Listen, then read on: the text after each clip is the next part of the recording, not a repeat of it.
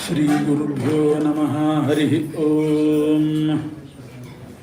ವಂದೇ ವಂದ್ಯಂ ವಿಧಿಭವಮಹೇಂದ್ರಾದಿವೃಂದಾರಕೇಂದ್ರೈಃ ವ್ಯಕ್ತಂ ವ್ಯಾಪ್ತಂ ಸ್ವಗುಣಗಣತೋ ದೇಶತಃ ಕಾಲತಶ್ಚ ಧೂತಾವದ್ಯಂ ಸುಖಚಿತಿಮಯೈರ್ಮಂಗಲೈರ್ಯುಕ್ತಮಂಗೈಃ ಸಾನಾಥ್ಯನ್ನೋ ವಿದಧದಧಿಕಂ ಬ್ರಹ್ಮನಾರಾಯಣಾಖ್ಯಂ ಭೂಷಾರತ್ನಂ ಭುವನವಲಯಸ್ಯಾಖಿಲಾಶ್ಚರ್ಯರತ್ನಂ ಲೀಲಾರತ್ನಂ ಜಲಧಿದುಹಿತುರ್ದೇವತಾ ಮೌಲಿರತ್ನಂ ಚಿಂತಾರತ್ನಂ ಜಗತಿ ಭಜತಾಂ ಸತ್ಸರೋಜದ್ಯುರತ್ನಂ ಕೌಸಲ್ಯಾಯಾಲಸತು ಮಮ ಹೃನ್ಮಂಡಲೇ ಪುತ್ರರತ್ನಂ ಆಪಾದಮೌಲಿಪರ್ಯಂತಂ ಗುರುಣಾಮಾಕೃತಿಂ ಸ್ಮರೇತ್ ತೇನ ವಿಘ್ನಾಃ ಪ್ರಣಶ್ಯಂತಿ ಸಿದ್ಧ್ಯಂತಿ ಚ ಮನೋರಥಾಃ. ಓಂ ಜನ್ಮಾದ್ಯಸ್ಯ ಯತೋನ್ವಯಾದಿತರತಶ್ಚ ಅರ್ಥೇಷ್ವಭಿಜ್ಞಸ್ವರಾಟ್ ತೇನೇ ಬ್ರಹ್ಮ ಹೃದಯ ಆದಿಕವಯೇ ಮುಹ್ಯಂತಿ ಯಂ ಸೂರಯಃ ತೇಜೋ ವಾರಿಮೃದಾಂ ಯಥಾ ವಿನಿಮಯೋ ಯತ್ರ ತ್ರಿಸರ್ಗೋ ವೃಷಾ ಧಾಮ್ನಾ ಸ್ವೇನ ಸದಾ ನಿರಸ್ತಕುಹಕಂ ಸತ್ಯಂ ಪರಂ ಧೀಮಹಿ ಯಂ ಪ್ರವ್ರಜಂತಮನುಪೇತಮಪೇತಕೃತ್ಯಂ ದ್ವೈಪಾಯನೋ ವಿರಹಕಾತರ ಆಜುಹಾವ ಪುತ್ರೇತಿ ತನ್ಮಯತಯಾ ತರವೋಪಿ ನೇದುಃ ತಂ ಸರ್ವಭೂತಹೃದಯಂ ಮುನಿಮಾನತೋಸ್ಮಿ. ಸೃಷ್ಟಿಸ್ಥಿತ್ಯಪ್ಯಯೇಹಾ ನಿಯತಿದೃಶಿತಮೋ ಬಂಧಮೋಕ್ಷಾಶ್ಚ ಯಸ್ಮಾತ್ ಅಸ್ಯ ಶ್ರೀ ಬ್ರಹ್ಮರುದ್ರಪ್ರಭೃತಿ ಸುರನರದ್ವೀಷಶತ್ರುತ್ಮಕಸ್ಯ ವಿಷ್ಣೋರ್ವ್ಯಸ್ತಾಃ ಸಮಸ್ತಾಃ ಸಕಲಗುಣನಿಧಿಃ ಸರ್ವದೋಷವ್ಯಪೇತಃ ಪೂರ್ಣಾನಂದೋ ವ್ಯಯೋ ಯೋ ಗುರುರಪಿ ಪರಮಃ ಚಿಂತಯೇತಂ ಮಹಾಂತಂ. ಸ್ವಸ್ಥಸ್ತು ಸತಾಂ ಸಕಲ ಸನ್ಮಂಗಲಾನಿ ಭವಂತು. ಶ್ರೀ ಹರಿವಾಯುಗುರುಗಳ ಪಾದಾರವಿಂದಗಳಲ್ಲಿ ಭಕ್ತಿಪೂರ್ವಕವಾಗಿ ನಮಸ್ಕರಿಸಿ, ವಿಘ್ನೇಶ್ವರ ಅಂತರ್ಯಾಮಿಯಾದಂತಹ ಮಧ್ವಾಂತರ್ಗತ ವಿಶ್ವಂಭರಾಭಿನ್ನ ಲಕ್ಷ್ಮೀ ನರಸಿಂಹದೇವರನ್ನು ನಮಸ್ಕಾರ ಮಾಡಿ, ಶ್ರೀಮದ್ ಭಾಗವತ ಮಹಾಪುರಾಣದ ಅನುವಾದವನ್ನು ಆರಂಭಿಸ್ತಾ ಆ ವಿಘ್ನೇಶ್ವರ ಅವನ ಅಂತರ್ಯಾಮಿ ನಿರ್ವಿಘ್ನವಾಗಿ ಈ ಜ್ಞಾನಯಜ್ಞವನ್ನು ಪರಿಸಮಾಪ್ತಿಗೊಳಿಸಲಿ ಅಂತ ಪ್ರಾರ್ಥನೆ ಮಾಡಿ, ಭಾಗವತದ ಮಹಿಮೆಯನ್ನು ಹೇಳಿ ಮುಂದೆ ಭಾಗವತ ಅನುವಾದವನ್ನು ಮಾಡ್ತಾ ಇದ್ದೇವೆ. ವೇದವ್ಯಾಸ ದೇವರೇ ಶ್ರೀಮದ್ ಭಾಗವತ ಮಹಾಪುರಾಣವನ್ನು ರಚನೆ ಮಾಡಿದವರು. ಅಂತಹ ವೇದವ್ಯಾಸ ದೇವರು ಪದ್ಮಪುರಾಣದಲ್ಲಿ ಭಾಗವತದ ಮಹಿಮೆಯನ್ನು ಹೇಳಿದ್ದಾರೆ. ಪದ್ಮಪುರಾಣ ರಚನೆ ಮಾಡಿದ್ದು ಅವರೇ, ಭಾಗವತ ರಚನೆ ಮಾಡಿದ್ದು ಅವರೇ. ಪದ್ಮಪುರಾಣದಲ್ಲಿ ಈ ಕಲಿಯುಗದಲ್ಲಿ ಭಾಗವತ ಶ್ರವಣ ಯಾಕೆ ಮಾಡಬೇಕು, ಅದರಿಂದ ಏನು ಫಲ ಸಿಗ್ತದೆ ಅನ್ನೋದರ ಬಗ್ಗೆ ವಿಶೇಷವಾದ ಮಾಹಿತಿ ಕೊಡ್ತಾರೆ. ನಡೆದಂಥ 3 ಘಟನೆಗಳನ್ನು ಉಲ್ಲೇಖ ಮಾಡ್ತಾರೆ ವ್ಯಾಸರು. ಭಾಗವತ ಸಪ್ತಾಹ ನಡೆದದ್ದು ಕಲಿಯುಗ ಪ್ರಾರಂಭದಲ್ಲಿ ಪರೀಕ್ಷನ್ ಮಹಾರಾಜ ಮೊದಲು ಶ್ರವಣ ಮಾಡಿದ್ದು. ಶುಕಾಚಾರ್ಯರು ಹೇಳಿದ್ದು ಪರೀಕ್ಷಿತ್ ರಾಜ ಕೇಳಿದ್ದು. ಕಲಿಯುಗ ಪ್ರಾರಂಭ ಆಗಿ 30 ವರ್ಷಾಧಿಕ ಗತೆಯ ಕೆಲವು 30 ವರ್ಷ ಆಗಿತ್ತು ಕಲಿಯುಗ ಪ್ರಾರಂಭ ಆಗಿ. 30 ವರ್ಷಕ್ಕೆ ಪರೀಕ್ಷನ್ ಮಹಾರಾಜ ಶುಕಾಚಾರ್ಯರಿಂದ ಕೇಳಿದ್ದು. ಅದಾದ ಮೇಲೆ 200 ವರ್ಷಗಳ ಬಳಿಕ ಗೋಕರ್ಣ ಅನ್ನುವಂಥ ಒಬ್ಬ ಬ್ರಾಹ್ಮಣ ಕುಮಾರ ತನ್ನ ಮನೆಯಲ್ಲಿ ತಾನೇ ಭಾಗವತ ಸಪ್ತಾಹ ಮಾಡ್ತಾನೆ. ಅದಾಗಿ ಮತ್ತೆ 30 ವರ್ಷಗಳ ತರುವಾಯ ನಾರದ ಮಹರ್ಷಿಗಳು ಬ್ರಹ್ಮದೇವರ ಮಕ್ಕಳಾದಂಥ ಸನತ್ಕುಮಾರರನ್ನು ಕರ್ಕೊಂಡು ಬಂದು ಹರಿದ್ವಾರ ಕ್ಷೇತ್ರದಲ್ಲಿ ಹರಿದ್ವಾರ ಕ್ಷೇತ್ರದಲ್ಲಿ ಭಾಗವತವನ್ನು ಹೇಳಿಸ್ತಾರೆ. ಹೀಗೆ 3 ಬಾರಿ ಭಾಗವತ ನಡೆದದ್ದನ್ನು ಉಲ್ಲೇಖ ಮಾಡ್ತಾರೆ. ಈಗ ಕಲಿಯುಗ ಪ್ರಾರಂಭ ಆಗಿ 5,000 ವರ್ಷ ಚಿಲ್ಲರೆ ನಡೀತು. ಒಟ್ಟು ಕಲಿಯುಗದ ಪ್ರಮಾಣ 4,32,000 ವರ್ಷ. ಈಗ ಕೇವಲ 5,000 ಚಿಲ್ಲರೆ ವರ್ಷ ಆಗಿದೆ ಅಷ್ಟೇ. ಈ 5,000 ವರ್ಷಗಳಲ್ಲಿ 3 ಸಲ ಭಾಗವತ ನಡೆದದ್ದನ್ನು ವ್ಯಾಸರು ಉಲ್ಲೇಖ ಮಾಡಿದ್ದಾರೆ. ಆ ಕೃಷ್ಣ ನಿರ್ಗಮ 30 ವರ್ಷಾಧಿಕಗತೆ ಕಲವು ನವಮೀತೋ ನಭಸ್ಯೇ ಚ ಕಥಾರಂಭಂ ಶುಕೋ ಕರೋತ್. ಕೃಷ್ಣ ಪರಂಧಾಮಕ್ಕೆ ಹೋದ ಮೇಲೆ ಕಲಿಯುಗ ಪ್ರಾರಂಭ ಆಯಿತು. ಕಲಿಯುಗ ಪ್ರಾರಂಭ ಆಗಿ 30 ವರ್ಷಕ್ಕೆ ಭಾದ್ರಪದ ಮಾಸದಲ್ಲಿ ಶುಕ್ಲಪಕ್ಷ ನವಮಿಯಿಂದ ಆರಂಭ ಮಾಡಿ ಹುಣ್ಣಿಮೆಯವರೆಗೆ ಶುಕಾಚಾರ್ಯರು ಪರೀಕ್ಷಿತ ರಾಜನಿಗೆ ಭಾಗವತ ಹೇಳಿದ್ದು. ಅದು ಭಾದ್ರಪದ ಮಾಸ. ಕಲಿಯುಗ ಶುರುವಾಗಿ 30 ವರ್ಷಕ್ಕೆ. ಭಾದ್ರಪದ ಮಾಸಕ್ಕೆ ಇನ್ನೊಂದು ಹೆಸರು ಪ್ರೋಷ್ಠಪದ ಮಾಸ ಅಂತ ಕರೀತಾರೆ. ಆದ್ದರಿಂದ ಪರೀಕ್ಷಿತ ರಾಜ ಆ ಭಾದ್ರಪದ ಅಥವಾ ಪ್ರೋಷ್ಠಪದ ಮಾಸದಲ್ಲಿ ಭಾಗವತ ಶ್ರವಣ ಮಾಡಿ ಒಳ್ಳೆ ಶ್ರೇಯಸ್ಸನ್ನು ಪಡೆದ. ಅದಕ್ಕೆ ಇವತ್ತಿಗೂ ಕೂಡ ಪ್ರೋಷ್ಠಪದಿ ಭಾಗವತ ಅಂತ ಶ್ರವಣ ಮಾಡೋದು ಪದ್ಧತಿ ಇದೆ. ಪ್ರೋಷ್ಠಪದಿ ಭಾಗವತ ಅಂತಂದರೆ ಬೇರೇನೂ ಅಲ್ಲ, ಭಾದ್ರಪದ ಮಾಸ ಬಂದಾಗ ತಪ್ಪದೇ ಭಾಗವತ ಶ್ರವಣ ಮಾಡ್ತಾರೆ. ಪರೀಕ್ಷಿತ ರಾಜ ಮಾಡಿದ್ದು 7 ದಿವಸ, ಭಾದ್ರಪದ ಶುದ್ಧ ನವಮಿಯಿಂದ ಹುಣ್ಣಿಮೆಯವರೆಗೆ.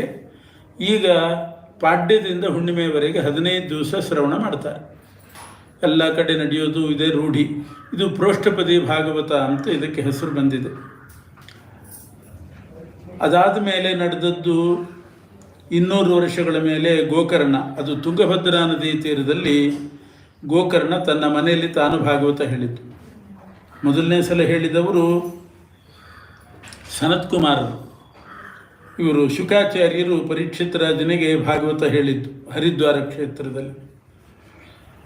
3ನೇ ಸಲ ನಡೆದದ್ದು ನಾರದ ಋಷಿಗಳು ಸನತ್ಕುಮಾರರಿಂದ ಹರಿದ್ವಾರದಲ್ಲಿ ಭಾಗವತ ಹೇಳಿಸಿದ್ದು. ಪರೀಕ್ಷಿತ ರಾಜ ಕೇಳಿದ ಸ್ಥಳವೇ ಶುಕಸ್ಥಳ ಅಂತ ಅದಕ್ಕೆ ಹೆಸರು. ಇವತ್ತೂ ಕೂಡ ಆ ಜಾಗ ಇದೆ. ದೆಹಲಿಯಿಂದ ಹರಿದ್ವಾರಕ್ಕೆ ಹೋಗುವಾಗ ದಾರಿಯಲ್ಲಿ ಮುಜಾಫರ್ಪುರ ಅಂತ ಒಂದು ಊರು. ಆ ಮುಜಾಫರ್ಪುರದಿಂದ ಬಲಗಡೆ ಹೋದರೆ, ದೆಹಲಿಯಿಂದ ಹೋಗುವಾಗ ಮುಜಾಫರ್ಪುರದಿಂದ ಬಲಗಡೆ ಹೋದರೆ ಶುಕ್ರತಾಲ್ ಅಂತ ಒಂದು ಗ್ರಾಮ. ಅದರಲ್ಲಿ ಬೇರೇನೂ ಇಲ್ಲ. ಇಡೀ ಗ್ರಾಮದ ತುಂಬ ಭಾಗವತ ಭವನಗಳೇ ಇರೋದು. ಪ್ರತಿಯೊಂದು ರಾಜ್ಯದವರು, ಸ್ಟೇಟ್ನವರು, ಗುಜರಾತ್, ಮಹಾರಾಷ್ಟ್ರ, ರಾಜಸ್ಥಾನ್, ಅಲ್ಲಿಂದೆಲ್ಲ ಬಂದು ಒಂದು ದೊಡ್ಡ ದೊಡ್ಡ ಭವನ ಕಟ್ಟಿ ಅಲ್ಲಿ ಭಾಗವತ ಪ್ರವಚನ ನಡೆಸ್ತಾ ಇರ್ತಾರೆ. ಅದು ಶುಕ ಸ್ಥಳ ಅಂತ ಅದಕ್ಕೆ ಹೆಸರು. ಶುಕಾಚಾರ್ಯರು ಪರೀಕ್ಷಿತ ರಾಜನಿಗೆ ಹೇಳಿದ ಜಾಗ. ನಾರದ ಋಷಿಗಳು ಸನತ್ಕುಮಾರರಿಂದ ಹೇಳಿಸಿದ್ದು ಹರಿದ್ವಾರ ಕ್ಷೇತ್ರದಲ್ಲಿ. ಇನ್ನೊಂದು ತುಂಗಭದ್ರಾ ನದಿ ತೀರದಲ್ಲಿ ಗೋಕರ್ಣ ತನ್ನ ಮನೆಯಲ್ಲಿ ತಾನೇ ಭಾಗವತ ಹೇಳಿದ್ದು. ಮೊದಲು 3ನೇ ಭಾಗವತ ಅಂದರೆ ಕಲಿಯುಗ ಪ್ರಾರಂಭ ಆಗಿ 260 ವರ್ಷ. ಆವಾಗ ಸನತ್ಕುಮಾರರು ಭಾಗವತ ಹೇಳಿದರು. ಅದು ಯಾಕೆ ಅಂತ, ಅದರ ಫಲ ಏನು ಅನ್ನೋದನ್ನು ಹೇಳ್ತಿದ್ದಾರೆ. ಒಟ್ಟು 3 ಫಲ ಭಾಗವತ ಶ್ರವಣ ಮಾಡೋದಕ್ಕೆ. ಒಂದು, ಪಾಪ ಪರಿಹಾರ ಆಗ್ತದೆ. ಇನ್ನೊಂದು, ಭೂತ ಪ್ರೇತ ಪಿಶಾಚುಗಳ ಕಾಟ ಇದ್ದರೆ ಅದು ಪರಿಹಾರ ಆಗ್ತದೆ. ಮತ್ತೊಂದು, ಭಕ್ತಿ ಜ್ಞಾನ ವೈರಾಗ್ಯ, ಇದು ಮೋಕ್ಷ ಸಾಧನ. ಇದು ಮನುಷ್ಯನಲ್ಲಿ ಸ್ಥಿರವಾಗಿ ಮೋಕ್ಷ ಪ್ರಾಪ್ತಿಯೂ ಆಗ್ತದೆ. ಪಾಪ ಪರಿಹಾರಕ್ಕೆ ಶ್ರವಣ ಮಾಡಿದವನು ಪರೀಕ್ಷಿನ್ ಮಹಾರಾಜ. ಪರೀಕ್ಷಿತ ರಾಜ ಪಾಂಡವರ ಮೊಮ್ಮಗ. ದೊಡ್ಡ ಪಾಪ ಕಟ್ಟಿಕೊಂಡ ಪರೀಕ್ಷಿನ್ ಮಹಾರಾಜ. ಒಮ್ಮೆ ಬೇಟೆಯಾಡಲಿಕ್ಕೆ ಹೋದಾಗ ಅಲ್ಲಿ ಇಲ್ಲಿ ಕಾಡಿನಲ್ಲಿ ಸುತ್ತಾಡಿದ. ಬಾಯಿ ಒಣಗಿತು, ನೀರು ಬೇಕಾಯಿತು. ಎಲ್ಲೂ ನೀರು ಸಿಗಲಿಲ್ಲ. ಜಲಾಶಯ, ಬಾವಿ, ಕೊಳ ಸಿಗಲಿಲ್ಲ. ಶಮೀಕ ಋಷಿಗಳ ಆಶ್ರಮ ಕಂಡಿತು. ಅವರ ಆಶ್ರಮದ ಬಾಗಿಲಿಗೆ ಬಂದು ನೀರು ಬೇಕು ಅಂತ ಕೇಳಿದ. ಅದು ಅವರಿಗೆ ಗೊತ್ತಾಗಲಿಲ್ಲ. ಧ್ಯಾನದಲ್ಲಿ ಮಗ್ನರಾಗಿದ್ದರು ಶಮೀಕ ಋಷಿಗಳು. ಅದರಿಂದ ಇವನಿಗೆ ನೀರು ಸಿಗಲಿಲ್ಲ.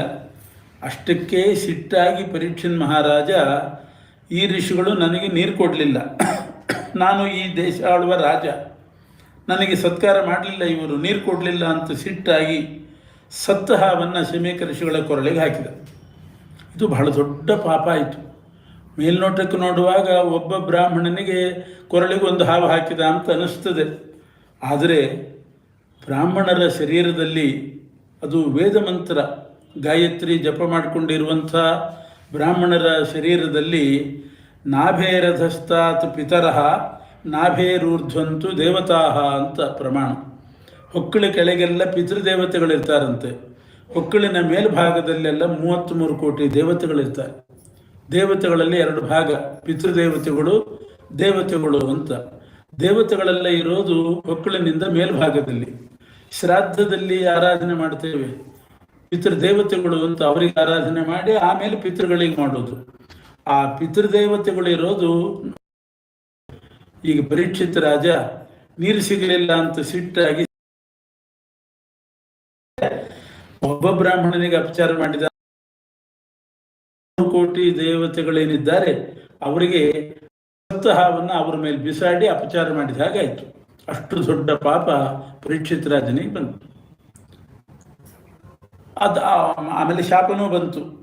ಅವರ ಮಗ ನೋಡಿದ, ಶೃಂಗಿ ಅಂತ ಋಷಿಕುಮಾರ, ಅವನು ಆಟಾಡ್ಲಿಕ್ಕೆ ಹೋಗಿದ್ದ, ಬಂದು ನೋಡ್ತಾನೆ ಅಪ್ಪನ ಕೊರಳಲ್ಲಿ ಹಾವಿತ್ತು. ಆಟಾಡ್ಲಿಕ್ಕೆ ಹೋದರೂ ಕೂಡ ಶಾಪ ಕೊಡುವ ಸಾಮರ್ಥ್ಯ ಇತ್ತು, ಗಾಯತ್ರಿ ಮಂತ್ರದ ಪ್ರಭಾವ ಅದು. ಆ ಬಾಲಕ ಋಷಿಕುಮಾರ ಶಾಪ ಹಾಕಿದ.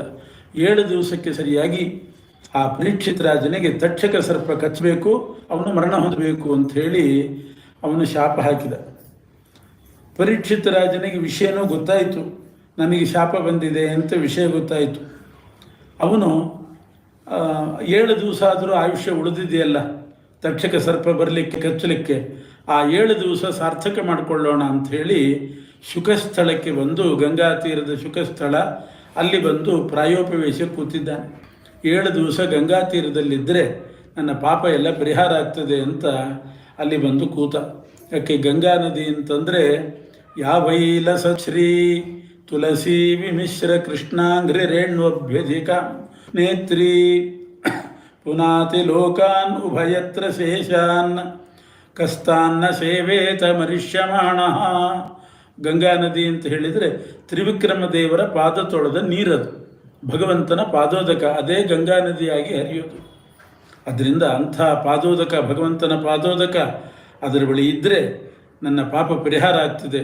ಶಾಪ ಇರಲಿ, 7 ದಿವಸಕ್ಕೆ ಮರಣ ಬರಲಿ, ಮರಣೋತ್ತರದಲ್ಲಿ ಒಳ್ಳೆಯ ಲೋಕಕ್ಕೆ ಸೇರಬೇಕು, ಯಾವುದೋ ನರಕಕ್ಕೆ ಹೋಗಿ ಬಿದ್ದೆ ಅಂತ ಆಗಬಾರ್ದು. 33 ಕೋಟಿ ದೇವತೆಗಳಿಗೆ ಅಪಚಾರ ಆಗಿದೆ, ಆ ಪಾಪದಿಂದ ನಾನು ನರಕಕ್ಕೆ ಬಿದ್ದರೆ ಶಾಪ ಇರಲಿ, ಮರಣ ಬರಲಿ, ಆದರೆ ಮರಣೋತ್ತರದಲ್ಲಿ ಒಳ್ಳೆಯ ಲೋಕ ಸೇರಬೇಕು ಅಂಥೇಳಿ ಗಂಗಾ ತೀರಕ್ಕೆ ಬಂದು ಕೂತ. ಆದರೆ ಶುಕಾಚಾರ್ಯರು ಯೋಚನೆ ಮಾಡಿದರು, ಗಂಗಾ ತೀರದಲ್ಲಿ ಕೂತರೆ ಗಂಗಾ ನದಿ ಪಾಪವನ್ನು ಪರಿಹಾರ ಮಾಡ್ತದೆ, ಇಲ್ಲ ಅಂತಲ್ಲ. ಹರತಿ ಮಹಚ್ಚ ಮಲಂ ನ ಚಿತ್ರಮೇತತ್, ಬೇಕಾದಷ್ಟು ಪಾಪ ಪರಿಹಾರ ಮಾಡ್ತದೆ, ಆದರೆ ಮೋಕ್ಷ ಕೊಡುವ ಸಾಮರ್ಥ್ಯ ಗಂಗಾ ನದಿಗಿಲ್ಲ. ಮೋಕ್ಷ ಕೊಡಬೇಕಾದ್ರೆ ಜ್ಞಾನ ಗಂಗೆಯೇ ಬೇಕು. ಈ ಬಾಹ್ಯ ಗಂಗೆ ಏನಿದೆ ತ್ರಿವಿಕ್ರಮದೇವರ ಪಾದೋದಕ, ಅದು ಗಂಗೆ ಮಿಂದರೆ ಮಲವು ಹಿಂಗಿತಲ್ಲದೆ ಅಂತ ದೇಹದ ಮಲ ಹೋಗ್ತದೆ, ಅಂತಃಕರಣದ ಪಾಪ ಹೋಗ್ತದೆ, ಅದೆಲ್ಲ ಸರಿ, ಮೋಕ್ಷ ಪ್ರಾಪ್ತಿ ಆಗೋದಿಲ್ಲ. ಮೋಕ್ಷ ಆಗಬೇಕಾದ್ರೆ ತಮೇವಂ ವಿದ್ವಾನ್ ಅಮೃತ ಇಹ ಭವತಿ ನಾಣ್ಯಃ ಪಂಥ ವಿದ್ಯತೆ ಅಯನಾಯ. ಭಗವಂತನ ತತ್ವಜ್ಞಾನ ಬೇಕೇ ಬೇಕು, ಜ್ಞಾನ ಗಂಗೆಯಲ್ಲೇ ಮುಳುಗಬೇಕು. ಇವನು ಗಂಗಾ ತೀರಕ್ಕೆ ಬಂದು ಕೂತಿದ್ದಾನೆ, ಜ್ಞಾನ ಗಂಗೆ ಇವನ ತಲೆಯಲ್ಲಿ ಹರಿಬೇಕು. ಅದಕ್ಕೋಸ್ಕರ ವ್ಯಾಸರಿಂದ ಪ್ರೇರಿತರಾಗಿ ಶುಕಾಚಾರ್ಯರೇ ಅಲ್ಲಿಗೆ ಬರ್ತಾರೆ. ಬಂದು ಪರೀಕ್ಷಿತ್ ಮಹಾರಾಜನಿಗೆ 7 ದಿವಸ ಭಾಗವತ ಹೇಳಿದರು. ಸವೈ ಮಹಾಭಾಗವತಃ ಪರೀಕ್ಷಿತ್ ಏನಾಪವರ್ಗಾಖ್ಯ ಮದಭ್ರ ಬುದ್ಧಿ ಜ್ಞಾನೇನ ವೈಯಾಸಕಿ ಶಬ್ದಿತೇನ ಭೇಜೆ ಖಗೇಂದ್ರಧ್ವಜಪಾದ ಮೂಲಂ. ವ್ಯಾಸಪುತ್ರರಾದ ಶುಕಾಚಾರ್ಯ ಬಾಯಿಂದ ಭಾಗವತ ಕೇಳಿ ಆ ಜ್ಞಾನಗಂಗೆಯಲ್ಲಿ ಮಿಂದು ಪುನೀತನಾಗಿ ಆ ಪರೀಕ್ಷಿತ್ ಮಹಾರಾಜ ನರಕಕ್ಕೆ ಹೋಗಲಿಲ್ಲ. ಭಾಗವತದ ಪ್ರಭಾವದಿಂದ ಭೇಜೆ ಖಗೇಂದ್ರ ಧ್ವಜ ಪಾದ ಮೂಲಂ, ಗರುಡಾರೂಢನ ಲಕ್ಷ್ಮೀನಾರಾಯಣನ ಪಾದ ಮೂಲಕ್ಕೆ ಹೋಗಿ ಸೇರಿದಂತೆ. ಅಂಥ ಪಾಪ ಪರಿಹಾರ ಮಾಡುವ ಶಕ್ತಿ ಭಾಗವತಕ್ಕಿದೆ. 33 ಕೋಟಿ ದೇವತೆಗಳಿಗೆ ಅಪಚಾರ ಆಗಿತ್ತು, ಒಬ್ಬರಿಗೆಲ್ಲ ಇಬ್ಬರಿಗೆಲ್ಲ. ಅಷ್ಟು ಪಾಪವನ್ನು ಪರಿಹಾರ ಮಾಡಿದ್ದು ಭಾಗವತ. ಇದು ಕಲಿಯುಗ ಪ್ರಾರಂಭ ಆಗಿ 30 ವರ್ಷಕ್ಕೆ ನಡೆದದ್ದು. ಇದಾದ ಮೇಲೆ 200 ವರ್ಷಕ್ಕೆ, ಅಂದರೆ ಕಲಿಯುಗ ಶುರುವಾಗಿ 230 ವರ್ಷ ಆಗಿತ್ತು. ಆವಾಗ ಗೋಕರ್ಣ ಅಂತ ಒಬ್ಬ ಬ್ರಾಹ್ಮಣ ಕುಮಾರ ತುಂಗಭದ್ರಾ ನದಿ ತೀರದಲ್ಲಿ ವಾಸವಾಗಿದ್ದ. ಅವನಿಗೊಬ್ಬ ಅಣ್ಣ ಇದ್ದ, ಧುಂಧುಕಾರಿ ಅಂತ ಅವನ ಹೆಸರು. ತಂದೆ ತಾಯಿಗಳ ಮರಣ ಆಯಿತು. ಮನೆಯಲ್ಲಿ ಧುಂಧುಕಾರಿ, ಗೋಕರ್ಣ ಇಬ್ಬರೇ ಉಳಿದಿದ್ದಾರೆ. ಅದರಲ್ಲಿ ಧುಂಧುಕಾರಿ ಮಹಾ ನೀಚ, ಗೋಕರ್ಣ ಪರಮ ಸಾತ್ವಿಕ. ಒಳ್ಳೆ ಸಾತ್ವಿಕ ವ್ಯಕ್ತಿ ಗೋಕರ್ಣ. ಇವನಷ್ಟೇ ನೀಚ. ಅವನು ತಂದೆ ತಾಯಿಗಳು ಹೋದ ಮೇಲೆ ವೇದಾಂತ ಘೋಷ ನಡೆದಂಥ ಆ ಮನೆಯನ್ನು, ಎಷ್ಟೋ ವೇದ ಪಾರಾಯಣ ನಡೆದಿದೆ, ಯಜ್ಞಯಾಗ ನಡೆದಿದೆ, ತುಂಗಭದ್ರಾ ನದಿ ತೀರದ ಗೃಹ, ಅಂಥ ಮನೆಯನ್ನು ವೇಶ್ಯಾವಾಟಿಕೆ ಅಂತ ಪರಿವರ್ತನೆ ಮಾಡಿದ್ರಂತೆ. ಹಣ ಸಂಪಾದನೆ ಮಾಡಬೇಕು ಅಂತ 5 ವೇಶ್ಯೆಯರನ್ನು ಆ ಮನೆಯಲ್ಲಿಟ್ಟು ಹಣ ಸಂಪಾದನೆ. ಎಂಥ ಮನೆ ಹೇಗಾಗೋಯ್ತು! ಪೂರ್ವಿಕರು ಏನೇನು ಯಜ್ಞ ನಡೆಸಿರ್ತಾರೆ, ಎಷ್ಟು ಸನ್ನಿಧಾನ ಇರ್ತದೆ, ಅಂಥದ್ದನ್ನು ಹಾಳು ಮಾಡಿಬಿಟ್ಟ ಆ ಧುಂಧುಕಾರಿ. ಗೋಕರ್ಣ ತಮ್ಮ, ಅವನಿಗೇನು ಧ್ವನಿ ಇದ್ದಿಲ್ಲ, ಸುಮ್ಮನೆ ಇದ್ದ. ಕೊನೆಗೊಮ್ಮೆ ಆ ವೇಶ್ಯರಿಗೂ ಆ ಧುಂಧುಕಾರಿಗೂ ಜಗಳ ಆಗಿ ಭಿನ್ನಾಭಿಪ್ರಾಯ ಬಂದು 5 ಜನ ಸೇರಿ ಧುಂಧುಕಾರಿಯನ್ನು ಕೊಂದು ಹಾಕಿದರು, ಕೊಲೆ ಮಾಡಿಬಿಟ್ರು. ಹೀಗೆ ದುರ್ಮರಣ ಆಗಿ ಸತ್ತ ಅವನು. ಆಮೇಲೆ ಗೋಕರ್ಣ ಒಬ್ಬ ಉಳಿದ ಆ ಕುಟುಂಬದಲ್ಲಿ. ಅವನು ಯೋಚನೆ ಮಾಡಿದ, ನಮ್ಮ ಅಣ್ಣ ನಾಸ್ತಿಕನಾಗಿ ಬದುಕಿದವನು, ಕೆಟ್ಟದಾಗಿ ಬದುಕಿದವನು ಮತ್ತು ದುರ್ಮರಣಕ್ಕೆ ಬೇರೆ ಈಡಾದ. ಅವನಿಗೆ ಸದ್ಗತಿ ಆಗಬೇಕು. ಎಲ್ಲ ಕರ್ಮ ಮಾಡಿದ, ಏನೇನು ಮಾಡಬೇಕು, ಸಪಿಂಡೀಕರಣ ಅಂತ ಅಲ್ಲಿಯವರೆಗೆ ಚೆನ್ನಾಗಿ ಕರ್ಮ ಮಾಡಿದ್ದಾನೆ, ಅವನಿಗೆ ಸದ್ಗತಿ ಆಗಲಿ ಅಂತ. ಆದರೂ ಅವನಿಗೆ ಸದ್ಗತಿ ಆಗಿಲ್ಲ. ಪ್ರೇತವಾಗಿ ಅವನು ನಿರ್ಜಲ ಅರಣ್ಯದಲ್ಲಿ ವಾಸ ಮಾಡ್ತಾ ಇದ್ದ. ಪ್ರೇತ ಜನ್ಮ ಬಂದರೆ ಕುಡಿಲಿಕ್ಕೆ ಒಂದು ಹನಿ ನೀರು ಸಿಗೋದಿಲ್ಲ, ಅಂಥ ನಿರ್ಜಲ ಅರಣ್ಯದಲ್ಲಿ ವಾಸ. ನರಿ ನಾಯಿ ಜನ್ಮ ಬಂದರೆ ತಿನ್ನಲಿಕ್ಕೆ ಒಂದಿಷ್ಟು ಎಂಜಲ ಆಹಾರನಾದರೂ ಸಿಗ್ತದೆ. ಪ್ರೇತ ಜನ್ಮ ಬಂದರೆ ಮಾತ್ರ ಗಾಳಿ ಬಿಟ್ಟರೆ ಇನ್ನೊಂದು ಹನಿ ನೀರೂ ಇರೋದಿಲ್ಲ ಅಂತ. ಅಂಥ ಜನ್ಮ ಪ್ರೇತ ಜನ್ಮ. ಸಪಿಂಡೀಕರಣ ಆಗುವಾಗ ಪ್ರೇತತ್ವ ನಿವಾರಣೆ ಆಗಿ ಒಳ್ಳೆಯ ಸದ್ಗತಿನೇ ಆಗಬೇಕು, ಅವನಿಗೆ ಆಗಲಿಲ್ಲ. ಅಷ್ಟು ನೀಚನಾಗಿದ್ದ ಧುಂಧುಕಾರಿ. ಅದಕ್ಕೋಸ್ಕರ ಗೋಕರ್ಣ ತಾನೇ ವಿಚಾರ ಮಾಡಿದ, ಇವನಿಗೆ ಸದ್ಗತಿ ಆಗ್ತದೋ ಇಲ್ಲೋ, ನಾವು ಎಲ್ಲ ಕ್ಷೇತ್ರಕ್ಕೆ ಹೋಗಿ ಪಿಂಡ ಪ್ರದಾನ ಮಾಡಿ ಶ್ರಾದ್ದ ಮಾಡಿ ಬರೋಣ ಅಂತ ಸಕಲ ಕ್ಷೇತ್ರಗಳಿಗೆ ಹೋಗಿ ಶ್ರಾದ್ದ ಮಾಡಿ ಬಂದ. ಗಯಾ ಕ್ಷೇತ್ರಕ್ಕೂ ಹೋಗಿ ಶ್ರಾದ್ದ ಮಾಡಿ ಬಂದಿದ್ದಾನೆ. ಆದರೂ ಗೋಕರ್ಣ ಇವನಿಗೆ ಧುಂಧುಕಾರಿಗೆ ಸದ್ಗತಿ ಆಗಲಿಲ್ಲ. ಪ್ರೇತ ಜನ್ಮ ಹಾಗೇ ಇತ್ತು. ಮಿತಿಮೀರಿ ಹೋಯಿತು. ಆ ನಿರ್ಜಲ ಅರಣ್ಯದಲ್ಲಿ ವಾಸ, ದುಃಖ, ಯಾತನೆ ಮಿತಿಮೀರಿ ಹೋದಾಗ ಗೋಕರ್ಣನ ಮನೆಗೆ ಬಂದು ಇವನನ್ನು ಪೀಡಿಸ್ತಾ ಇದ್ದಾನೆ. ಪ್ರೇತ ಪೀಡೆ ಅಂತಾರೆ ಇದಕ್ಕೆ. ಪ್ರೇತ ಬಾಧೆ, ಪ್ರೇತ ಪೀಡೆ. ಏನು ಪ್ರೇತ ಪೀಡೆ ಅಂದರೆ, ಗೋಕರ್ಣ ಯಾವ ಕೆಲಸಕ್ಕೆ ಕೈ ಹಾಕಿದರೂ ಕೂಡ ಅದರಲ್ಲಿ ಯಶಸ್ಸಿಲ್ಲ. ಪ್ರತಿಯೊಂದು ಕೆಲಸದಲ್ಲಿ ವಿಘ್ನ, ಅನಾರೋಗ್ಯ, ಸುಮ್ಮನೆ ಅನಾರೋಗ್ಯ, ಅವ್ಯಕ್ತವಾದ ಭಯ. ಒಬ್ಬನಿಗೆ ಮನೆಯಲ್ಲಿ ಭಯ, ಮನಸ್ಸಿಗೆ ಶಾಂತಿ ಇಲ್ಲ, ವಿಘ್ನಗಳು. ಇದಕ್ಕೆ ಪ್ರೇತ ಬಾಧೆ ಅಂತಾರೆ. ಯಾವ ವೈದ್ಯರ ಹತ್ರ ತೋರಿಸಿದರೂ ಔಷಧಿ ಇಲ್ಲ. ಎಲ್ಲ ಕ್ಷೇತ್ರ ಯಾತ್ರೆ ಮಾಡಿ ಬಂದು ಕೊನೆಗೆ ಗಯಾ ಶ್ರಾದ್ದ ಮಾಡಿ ಬಂದ, ಆದರೂ ಇವನಿಗೆ ಆ ಪ್ರೇತ ಬಾಧೆ ಹೋಗಲಿಲ್ಲ. ಒಂದು ದಿವಸ ಗೋಕರ್ಣ ಮಲಗಿದ್ದಾನಂತೆ ಮನೆಯಲ್ಲಿ. ರಾತ್ರಿ ಹೊತ್ತು ಬಾಗಿಲು ಬಡಿದ ಶಬ್ದ. ಯಾರೋ ಬಾಗಿಲು ಬಡಿತಿದ್ದಾರೆ ಅಂತ ಬಾಗಿಲು ತೆಗೆದು ನೋಡಿದರೆ ಅಲ್ಲಿ ಏನಿಲ್ಲ, ಒಂದು ಕುರಿ. ಸಕೃನ್ ಮೇಷಃ ಸಕೃದ್ ಹಸ್ತಿ ಸಕೃಚ್ಚ ಮಹಿಷೋ ಭವತ್, ಕುರಿ ಕಾಣಿಸ್ತಾ ಇದೆ. ಇದಕ್ಕಿದ್ದ ಹಾಗೆ ಕುರಿ ಮಾಯವಾಯಿತು, ಆನೆ ಆಯಿತು, ಕೋಣ ಆಯಿತು, ಅದು ಮಾಯ ಆಯಿತು, ಅಗ್ನಿ ಆಯಿತು, ಅಗ್ನಿ ಮಾಯವಾಯಿತು, ದೇವತೆ ಅಂತೆ ಕಾಣಿಸ್ತಾ ಇದೆ. ವಿಚಿತ್ರ ವಿಚಿತ್ರ ರೂಪ ಧರಿಸಿ ಒಬ್ಬ ವ್ಯಕ್ತಿ ಇವನನ್ನು ಭಯಪಡಿಸ್ತಾ ಇದ್ದಾನೆ. ಗೋಕರ್ಣ ತೀರ್ಥ ಪ್ರೋಕ್ಷಣೆ ಮಾಡಿ ಧೈರ್ಯ ತಂದುಕೊಂಡು, ಗೋಕರ್ಣೋ ಧೈರ್ಯ ಸಂಯುತ, ಧೈರ್ಯದಿಂದ ಕೂಡಿ ತೀರ್ಥ ಪ್ರೋಕ್ಷಣೆ ಮಾಡಿ ಕೇಳ್ತಾನೆ, ಕಸ್ತ್ವಮುಗ್ರತರೋ ರಾತ್ರೌ ಕುತೋ ಯಾತೋ ದಶಾಮಿ ಮಾಂ ಕಿಂ ವಾ ಪ್ರೇತಃ ಪಿಶಾಚೋ ವಾ ರಾಕ್ಷಸೋಸೀತಿ ಶಂಸನಃ. ಯಾರು ನೀವು? ಭೂತನೋ, ಪ್ರೇತನೋ, ಪಿಶಾಚನೋ, ರಾಕ್ಷಸನೋ? ಯಾಕೆ ನನ್ನನ್ನು ಭಯಪಡಿಸ್ತಿದ್ದಿ, ಯಾರು ಅಂತ ಕೇಳಿದಾಗ ಆ ಜೀವ ಹೇಳಿತು, ನಾನು ಬೇರೆ ಯಾರೂ ಅಲ್ಲ, ಅಹಂ ಭ್ರಾತಾ ತ್ವದೀಯೋಸ್ಮಿ, ನಿನ್ನ ಅಣ್ಣ ನಾನು, ಧುಂಧುಕಾರೀತಿ ನಾಮತಃ, ನನ್ನ ಹೆಸರು ಧುಂಧುಕಾರಿ, ನಿನ್ನ ಅಣ್ಣ ನಾನು ಬದುಕಿದ ಕೆಟ್ಟ ಪದ್ಧತಿಯಿಂದ, ಕೆಟ್ಟ ಜೀವನದಿಂದ ಸತ್ತ ಮೇಲೆ ನಾನು ಸದ್ಗತಿಗೆ ಹೋಗಿಲ್ಲ, ಸ್ವರ್ಗಕ್ಕೆ ಹೋಗಿಲ್ಲ, ನಾನು ಪ್ರೇತ ಆಗಿಬಿಟ್ಟಿದ್ದೀನಿ. ವಾತಾಹಾರೇಣ ಜೀವಾಮಿ, ಗಾಳಿ ಬಿಟ್ಟರೆ ಮತ್ತೊಂದು ನನಗೆ ಆಹಾರ ಇಲ್ಲ, ಬಹಳ ಮಿತಿಮೀರಿ ಹೋಗಿದೆ, ಅದಕ್ಕೆ ನಿನ್ನನ್ನು ಪೀಡಿಸ್ತಾ ಇದ್ದೇನೆ ಅಂತ ಹೇಳಿ. ಜೀವರು ಹಾಗೆ, ಅವರಿಗೆ ಸದ್ಗತಿ ಆಗದೇ ಇದ್ದರೆ ಪ್ರೇತವಾಗಿ ಯಾರು ಉಳಿದಿರ್ತಾರೆ ಅವರನ್ನು ಪೀಡಿಸ್ತಾವಂತೆ. ಯಾವ ಡಾಕ್ಟ್ರ್ ಹತ್ರ ತೋರಿಸಿದ್ರು ಎಲ್ಲ ಚೆನ್ನಾಗಿದೆ ಅಂತಾರೆ, ಆದರೂ ಏನೋ ಒಂದು ಕಿರಿಕಿರಿ ಮನಸ್ಸಿಗೆ. ಇದಕ್ಕೆ ಪ್ರೇತಬಾಧೆ ಅನ್ನೋದು. ಇವನಿಗೆ ಗೋಕರ್ಣನಿಗೆ ಆ ಪ್ರೇತಬಾಧೆ. ಯಾಕೆ ಅಂದರೆ ಅದು ಪ್ರೇತ ಸಾಧಾರಣ ಹಾಗೆ ಎಷ್ಟೋ ಪ್ರೇತಗಳು ತಾವೇ ದುಃಖ ಅನುಭವಿಸಿ ಮಿತಿ ಮೀರಿದಾಗ ಆ ಕುಟುಂಬದಲ್ಲಿ ಯಾರು ಉಳಿದಿದ್ದಾರೆ ಅವರನ್ನು ಪೀಡಿಸ್ತಾರೆ. ಅವ್ರು 2-3 ತಲೆಮಾರಾದರೂ ಆಗಬಹುದು. ಅದು ಜ್ಯೋತಿಷ್ಕರಿಂದ ಗೊತ್ತಾಗ್ತದೆ. ಅವರು ಅದನ್ನೆಲ್ಲ ಪರೀಕ್ಷೆ ಮಾಡಿ ಯಾವ ತಲೆಮಾರಿನಲ್ಲಿ ಯಾರಿಗೆ ಸದ್ಗತಿ ಆಗಿಲ್ಲ ಅಂತ ಹೇಳಿ ಅದಕ್ಕೆ ಪ್ರಾಯಶ್ಚಿತ್ತ ಎಲ್ಲ ಮಾಡಿಸ್ತಾರೆ. ಅದು ಪ್ರೇತ ತಾನೇ ಹೇಳಿತು, ನಾನು ಮಾಡಿದ ಕರ್ಮದಿಂದ ನನಗೆ ಪ್ರೇತತ್ವ ನಿವಾರಣೆ ಆಗಿಲ್ಲ, ಸದ್ಗತಿ ಆಗಿಲ್ಲ, ಅದಕ್ಕೆ ನಿನ್ನನ್ನು ಪೀಡಿಸ್ತಾ ಇದ್ದೀನಿ, ನೀನೇನಾದರೂ ಮಾಡಿ ನನಗೆ ಸದ್ಗತಿ ಆಗೋ ಹಾಗೆ ಮಾಡು. ಆಗ ಗೋಕರ್ಣ ಹೇಳ್ತಾನೆ, ನೀನು ಪ್ರೇತ ಆಗ್ತಿ ಅಂತ ನಾನು ಮೊದಲೇ ಎಕ್ಸ್ಪೆಕ್ಟ್ ಮಾಡಿದ್ದೆ ಅಂದ.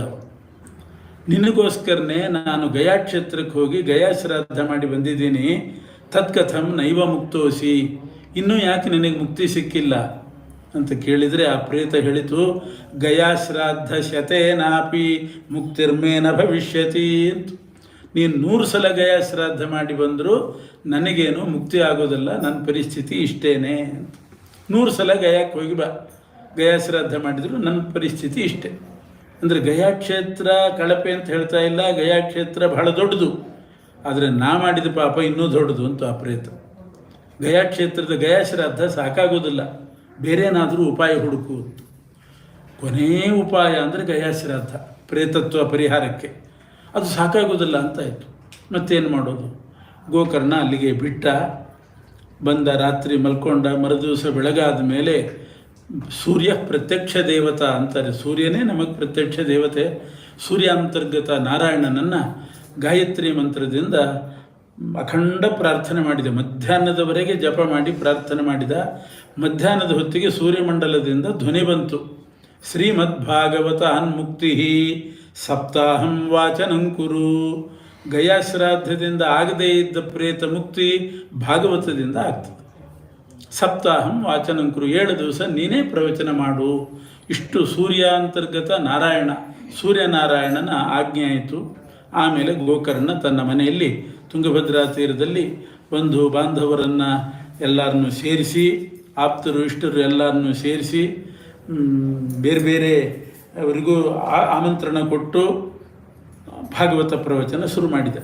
ಇದು ನಡೆದದ್ದು ಆಷಾಢ ಮಾಸ ಶುಕ್ಲಪಕ್ಷ ನವಮಿಯಿಂದ ಗೋಕರ್ಣ ಶುರು ಮಾಡಿದ್ದು. ಆಷಾಢ ಶುಕ್ಲ ನವಮಿ ಭಾಗವತ ಪ್ರಾರಂಭ ಮಾಡಬೇಕು. ಸಮಾಜಸ್ತು ಮಹಾನ್ ಜಾತಃ, ಭಾರೀ ಜನಸಮುದಾಯ ಸೇರಿದ್ದಾರೆ. ಯಾಕೆಂದರೆ ಅವರವ್ರಿಗೆ ಏನೇನು ಕಷ್ಟವೋ ನಮ್ಮ ಕಷ್ಟನೂ ಪರಿಹಾರ ಆಗ್ತದೆ. ಅವನು ತನಗೋಸ್ಕರ ವೈಯಕ್ತಿಕವಾಗಿ ತಾನು ಗೋಕರ್ಣ ಮಾಡ್ತಾ ಇದ್ದಾನೆ, ಶ್ರವಣ ಮಾಡಿದವರಿಗೂ ಅದರ ಲಾಭ ಆಗ್ತದೆ. ಆಗೋದಾಗಲಿ ಎಲ್ರಿಗೂ ಲಾಭ ಆಗಲಿ ಅಂತ ಎಲ್ಲರಿಗೂ ಆಮಂತ್ರಣ ಕೊಟ್ಟ. ಅನೇಕ ಜನ ಬಂದಿದ್ದಾರೆ. ಆ ಪ್ರೇತವು ಬಂತು, ನನಗೋಸ್ಕರನೇ ಭಾಗವತ ನಡೀತಾ ಇದೆ ಅಂತ ಪ್ರೇತ ಬಂತು. ಬರುವಾಗ ಗಾಳಿಯ ರೂಪದಲ್ಲಿ ಬಂತು, ಸುಮ್ಮನೆ ಒಂದು ಗಾಳಿ ಬೀಸ್ತು. ಗಾಳಿಯ ರೂಪದಲ್ಲಿ ಪ್ರೇತ ಬಂದು ಆ ಭವನದಲ್ಲಿದ್ದಂಥ ಒಂದು ಬಿದಿರಿನ ಕೋಲ್ನಲ್ಲಿ ಸೇರಿಕೊಂಡ್ತಂತೆ. ಆ ಭವನದಲ್ಲಿ ಒಂದು ಬಿದಿರಿನ ಕೋಲ್ ಇಟ್ಟಿದ್ರು. 7 ಗಂಟು, ಅದಕ್ಕೆ ಒಂದೊಂದು ಗೇಣಿಗೆ ಒಂದೊಂದು ಗಂಟು, ಒಳಗಡೆ ಛಿದ್ರ ಟೊಳ್ಳಿರ್ತದೆ. ಆ ಸಚ್ಛಿದ್ರವಾದ ಛಿದ್ರ ಇರುವ ಬಿದಿರಲ್ಲಿ ಒಳಗಡೆ ಆ ಛಿದ್ರದಲ್ಲಿ ಗಾಳಿ ಸೇರಿಕೊಂಡಿತು. ಭಾಗವತ ಪ್ರವಚನ ಪ್ರಾರಂಭ ಆಯಿತು. ಆ ಪ್ರೇತ ಬಂದದ್ದು, ಗಾಳಿ ರೂಪದಲ್ಲಿ ಬಂದದ್ದು ಯಾರಿಗೂ ಗೊತ್ತಾಗಿಲ್ಲ. ಮೊದಲನೇ ದಿವಸದ ಪ್ರವಚನ ಮುಗೀತು. ದಿನಾಂತೆ ರಕ್ಷಿತಾಗಾಥ, ಮೊದಲನೇ ದಿನ ಸಾಯಂಕಾಲ ದಿನಾಂತದಲ್ಲಿ ಆ ಪ್ರವಚನ ಮುಗಿದಾಗ ಒಂದು ಸ್ಫೋಟದ ಶಬ್ದ ಆಯ್ತಂತೆ. ಠಪ್ ಅಂತ ಸ್ಫೋಟದ ಶಬ್ದ. ಏನು ಅಂತ ನೋಡ್ತಾರೆ, ಆ ಬಿದಿರಿನ ಕೋಲ್ನಲ್ಲಿ 1 ಗಂಟು ಒಡೆದಿದೆ ಅಂತ. ಯಾರಿಗೂ ಅರ್ಥ ಆಗಿಲ್ಲ, ಯಾಕೆ ಹೊಡೀತು ಏನು ಅಂತ ಅರ್ಥ ಆಗಲಿಲ್ಲ. ಬಿಸಿಲಿಗೆ ಹೊಡೆದಿರ್ಬೋದು, ಬಿಸಿಯಾಗಿ ಅಂತ ತಿಳ್ಕೊಂಡಿದ್ದಾರೆ. ದ್ವಿತೀಯನ್ಹಿ ತಥಾ ಸಾಯಂ ದ್ವಿತೀಯ ಗ್ರಂಥಿ ಭೇದನಂ. 2ನೇ ದಿವಸ ಭಾಗವತ ಪ್ರವಚನ ಶುರುವಾಯಿತು. 2ನೇ ದಿವಸ ಮುಗಿಯುವಾಗ 2ನೇ ಗಂಟು ಹೊಡೀತು ಶಬ್ದ ಆಗಿ. ತೃತೀಯನ್ಹಿ ತಥಾ ಸಾಯಂ ತೃತೀಯ ಗ್ರಂಥಿ ಭೇದನಂ. 3ನೇ ದಿನ 3ನೇ ಗಂಟು ಹೊಡೀತು. ಆಮೇಲೆ ಜನ ಜಾಸ್ತಿ ಆದ್ರಂತೆ. ಭಾಗವತ ಮುಗಿಯುವಾಗ ಬಿದಿರು ಸೀಳ್ತದೆ ನೋಡೋಣ ಅಂತ. ಅದಕ್ಕೆ ಭಾಗವತ ಕೇಳಿದ ಹಾಗೂ ಆಯಿತು. ಒಂದು ಕಿವಿ ಈ ಕಡೆ, ಕಿವಿ ಎಲ್ಲ ಈ ಕಡೆ, ಕಣ್ಣು ಬಿದಿರಿನ ಕಡೆ. ಆಚಾರ್ಯ ಯಾವಾಗ ಮುಗಿಸ್ತಾರೆ, ಯಾವಾಗ ಬಿದಿರಿಸಿ ಹೇಳ್ತದೆ ನೋಡಬೇಕು. ಎಲ್ಲರೂ ಒಂದ್ಸಲ ಈ ಕಡೆ ನೋಡೋದು, ಬಿದಿರು ನೋಡೋದು. 4ನೇ ದಿವಸ 4ನೇ ಗಂಟು ಹೊಡಿತು. ಹೀಗೆ 7 ದಿವಸಕ್ಕೆ 7 ಗಂಟು ಹೊಡೆದು ಇಡೀ ಬಿದಿರು 2 ಭಾಗ ಆಯ್ತಂತೆ. ಇದು ಚಮತ್ಕಾರ ಆದದ್ದು. ಪ್ರೇತ ಬಂದು ಆ ಭಾಗವತ ನಡೆಯುವ ಜಾಗದಲ್ಲಿ ಬಿದಿರಿನಲ್ಲಿ ಸೇರಿಕೊಂಡು ದಿನಕ್ಕೆ 1 ಗಂಟು ಹೊಡೆದು ಏವಂ 7 ದಿನಶ್ಚೈವ ಸಪ್ತಗ್ರಂಥಿ ವಿಭೇದನಂ, 7 ಗಂಟುಗಳು ಹೊಡೆದು ದಿವ್ಯ ರೂಪಧರೋ ಜಾತಃ ತುಳಸೀಧಾಮ ಮಂಡಿತಃ, ದಿವ್ಯ ರೂಪಧಾರಿಯಾಗಿ ತುಳಸಿ ಮಾಲೆ ಹಾಕ್ಕೊಂಡು ಆ ಪ್ರೇತ ಬಂತು. ಪೀತಾಂಬರ ಉಟ್ಕೊಂಡಿದೆ, ಕರ್ಣ ಕುಂಡಲಗಳು, ತಲೆ ಮೇಲೆ ಕಿರೀಟ, ತುಳಸಿ ಮಾಲೆ. ಪ್ರೇತ ಹೇಗಿರ್ತದೆ ಆ ಭಯಾನಕವಾಗಿ ಅದೆಲ್ಲ ಹೋಗಿ ದೇವತೆಯಂತೆ ವೇಷ ಹಾಕ್ಕೊಂಡು ಬಂದು ಆ ಗೋಕರ್ಣನನ್ನು ಅಭಿನಂದನೆ ಮಾಡ್ತಾ ಇದೆ. ತಮ್ಮ, ನೀನು ಬಹಳ ಒಳ್ಳೆಯ ಕೆಲಸ ಮಾಡಿದಿ, ನನಗೋಸ್ಕರ ಭಾಗವತ ಹೇಳಿ, ನನಗೆ ಭಾಗವತ ಕೇಳಿಸಿ ಈ ಪ್ರೇತತ್ವವನ್ನು ಕಳೆದೆ ನೀನು. ನನಗೋಸ್ಕರ ವಿಮಾನ ಬಂದಿದೆ, ವಿಮಾನದಲ್ಲಿ ಕೂತ್ಕೊಂಡು ಈಗ ಸ್ವರ್ಗಕ್ಕೆ ಹೋಗ್ತಾ ಇದ್ದೀನಿ, ಬಹಳ ಧನ್ಯವಾದಗಳು ಅಂತ ಹೇಳಿ ಆ ಪ್ರೇತ ಭಾಗವತ ಕೇಳಿ ಆಮೇಲೆ ಪ್ರೇತತ್ವ ಕಳ್ಕೊಂಡು ವಿಮಾನದಲ್ಲಿ ಹೋಗ್ತಾ ಇದೆ. ಹೋಗುವಾಗ ಘೋಷಣೆ ಮಾಡಿತಂತೆ, ಧನ್ಯ ಭಾಗವತಿ ವಾರ್ತಾ ಪ್ರೇತಪೀಡಾ ವಿನಾಶಿನಿ ಸಪ್ತಾಹೋಪಿ ತಥಾ ಧನ್ಯ ಕೃಷ್ಣಲೋಕ ಫಲಪ್ರದ. ಭಾಗವತ ಶ್ರವಣ ಮಾಡ್ರಿ, ಬಹಳ ಶ್ರೇಷ್ಠವಾದದ್ದು. ಯಾಕೆ ಅಂದರೆ ಪ್ರೇತ ಬಾಧೆ ಏನಿದ್ರೂ ಅದು ಭಾಗವತದಿಂದ ಹೋಗ್ತದೆ. ಬೇರೆ ಯಾವ ಚಿಕಿತ್ಸೆ ಇಲ್ಲ ಪ್ರೇತ ಬಾಧೆ. ಪ್ರೇತ ಕಾಟ ಇದ್ದರೆ ಮನೆಯಲ್ಲಿ ಅದು ಭಾಗವತದಿಂದಲೇ ಹೋಗೋದು. ಮತ್ತು ಯಾರು ಭಾಗವತ ಶ್ರವಣ ಮಾಡ್ತಾರೋ ಅವರಿಗೆ ಮತ್ತೆ ಪ್ರೇತತ್ವ ಬರೋದೂ ಇಲ್ಲ. ಅವರಿಗೆ ಪ್ರೇತತ್ವ ಬರೋದಿಲ್ಲ, ಬೇರೆ ಪ್ರೇತಗಳ ಕಾಟವೂ ಇಲ್ಲ ಅಂತ ಘೋಷಣೆ ಮಾಡಿಕೊಂಡು ಹೋಗಿದೆ. ಇದು 2ನೇ ಸಲ ನಡೆದದ್ದು ಭಾಗವತ. ಕಲಿಯುಗ ಪ್ರಾರಂಭ ಆಗಿ 230 ವರ್ಷ ಆದಾಗ ಆಷಾಢ ಮಾಸದಲ್ಲಿ ನಡೀತು. ಮತ್ತೆ 30 ವರ್ಷ ಆದಮೇಲೆ ಕಲಿಯುಗ ಶುರುವಾಗಿ 260 ವರ್ಷ ಆಗಿತ್ತು. ಆಗ ನಾರದ ಋಷಿಗಳು ಭೂಲೋಕಕ್ಕೆ ಬಂದರು. ಕಲಿಯುಗ ಪ್ರಾರಂಭ ಆಗಿದೆ, 260 ವರ್ಷ ಆಗಿದೆ, ಕಲಿಪ್ರಭಾವ ನೋಡೋಣ ಅಂತ ಬಂದರು. ಹಾಗಿರ್ತದೆ ಕಲಿಪ್ರಭಾವ ಅಂತ. ಈಗಲೇ ಸಾಕಷ್ಟು ಕಲಿಪ್ರಭಾವ. ಆಗಂತೂ ಕೇವಲ 260 ವರ್ಷ ಆಗಿದೆ. ನಾರದರು ಬಂದಾಗ ಅವರು ಸಂಚಾರ ಮಾಡಿದ್ದೆಲ್ಲಿ? ಭೂಲೋಕಕ್ಕೆ ಬಂದು ಪುಷ್ಕರಂಚ ಪ್ರಯಾಗಂಚ ಕಾಶೀಂ ಗೋದಾವರಿಂ ತಥಾ ಹರಿಕ್ಷೇತ್ರಂ ಕುರುಕ್ಷೇತ್ರಂ ಶ್ರೀರಂಗಂ ಸೇತುಬಂಧನಂ. ಹರಿಕ್ಷೇತ್ರ ಅಂದರೆ ಹರಿದ್ವಾರ, ಕುರುಕ್ಷೇತ್ರ, ಶ್ರೀರಂಗ, ರಾಮೇಶ್ವರ, ಪುಷ್ಕರ, ಪ್ರಯಾಗ, ಕಾಶಿ ಅಲ್ಲೆಲ್ಲ ಸಂಚಾರ ಮಾಡಿದರಂತೆ. ಅವರೇನು ಚೆನ್ನೈ, ಮುಂಬೈ ಈ ಸಿಟಿಗಳಿಗೇನು ಹೋಗಲಿಲ್ಲ, ಕ್ಷೇತ್ರಕ್ಕೆ ಹೋಗಿ ನೋಡಿದರು. ಆದರೆ ಆ ಕ್ಷೇತ್ರದಲ್ಲೇ ಕಲಿಪ್ರಭಾವ. ಯಾವ ಕ್ಷೇತ್ರದಲ್ಲಿ ಧರ್ಮ ಇರಬೇಕಾಗಿತ್ತೋ 260 ವರ್ಷಕ್ಕೆ ಆ ಕ್ಷೇತ್ರದಲ್ಲೇ ಧರ್ಮ ನಾಶ ಆಗಿ ಹೋಗಿತ್ತಂತೆ ನಾರದರು ಬಂದಾಗ. ಏನು ಧರ್ಮನಾಶ ಅಂದರೆ ಎಲ್ಲಿ ನೋಡಿದರೂ ಯಾವ ಕ್ಷೇತ್ರಕ್ಕೆ ಹೋದರೂ ಕೂಡ ಸತ್ಯಂ ನಾಸ್ತಿ ತಪಶೌಚಂ ದಯಾದಾನಂ ನ ವಿದ್ಯತೆ. ಸತ್ಯ ಇಲ್ಲ, ಸುಳ್ಳು ಹೇಳೋದು. ಆ ಕ್ಷೇತ್ರದಲ್ಲಿದ್ದ ಇವರೆಲ್ಲ ಸುಳ್ಳು ಹೇಳ್ತಿದ್ರಂತೆ. ದಯೆ ಇಲ್ಲ, ದೋಚೋದು, ಹಣ ದೋಚೋದು. ಸತ್ಯಂ ನಾಸ್ತಿ, ತಪಸ್ಸಿಲ್ಲ, ಮಂತ್ರ ಇಲ್ಲ, ದಯಾ ದಾನಂ ನ ವಿದ್ಯತೆ, ದಾನ ಇಲ್ಲ. ಉದರಂ ಭರಿಣೋ ಜೀವ. ಆ ಕ್ಷೇತ್ರ ಮೂರ್ತಿಯನ್ನು ವ್ಯಾಪಾರ ಕೇಂದ್ರ ಅಂತ ಮಾಡಿಕೊಂಡು ವ್ಯಾಪಾರಕ್ಕೆ ಇಟ್ಕೊಂಡು ಹೊಟ್ಟೆ ತುಂಬಿಸ್ಕೊಳ್ಳುವ ಕೆಲಸ, ಹಣ ಸಂಪಾದನೆಗೆ ಆ ಕ್ಷೇತ್ರ. ಹೀಗೆ ಪರಿಸ್ಥಿತಿ ಆಗಿದೆ. ಅಲ್ಲಿ ಶೌಚ ಇಲ್ಲ, ಪಾವಿತ್ರ್ಯ ಇಲ್ಲ, ಅದಕ್ಕೆ ಬಿಡುವಿಲ್ಲ ಅವರಿಗೆ. ಬಂದಲ್ಲಿ ಹಣ ಸಂಪಾದನೆ ಮಾಡೋದೇ ಆಗ್ತಿತ್ತಂತೆ. ಕೆಲವು ಗರ್ಭಗುಡಿಗೆ ಹೋಗಿ ನೋಡಬೇಕು, ಹೋಗಿ ನೋಡಿದ್ದೀವಿ. ಅಭಿಷೇಕಕ್ಕೆ ಅಥವಾ ಮಂಗಳಾರತಿಗೆ ಅಂತ ಒಳಗೆ ಕರೀತಾರೆ, ಗರ್ಭಗುಡಿ ಒಳಗೆ ಹೋಗಿ ನೋಡಿದರೆ ಅಲ್ಲಿ ಕಾಲಿಟ್ಟ ಮೇಲೆ ಮತ್ತು ಹೊರಗೆ ಬರಲಿಕ್ಕೆ ಆಗೋದಿಲ್ಲ. ಆ ಥರ ಪರಿಸ್ಥಿತಿ. ಯಾಕೆಂದರೆ ಆ ತೆಂಗಿನಕಾಯಿ ಒಡೆದು ಅದರ ನೀರೆಲ್ಲ ಅಲ್ಲೇ ಬಿದ್ದು ಕಾಲು ಅಂಟ್ಕೊಂಡ್ಬಿಡ್ತದೆ, ಎಣ್ಣೆ ಜಿಗುಟು. ಇಷ್ಟು ಪರಿಸ್ಥಿತಿ ಗರ್ಭಗುಡಿ ಒಳಗಿರ್ತದೆ.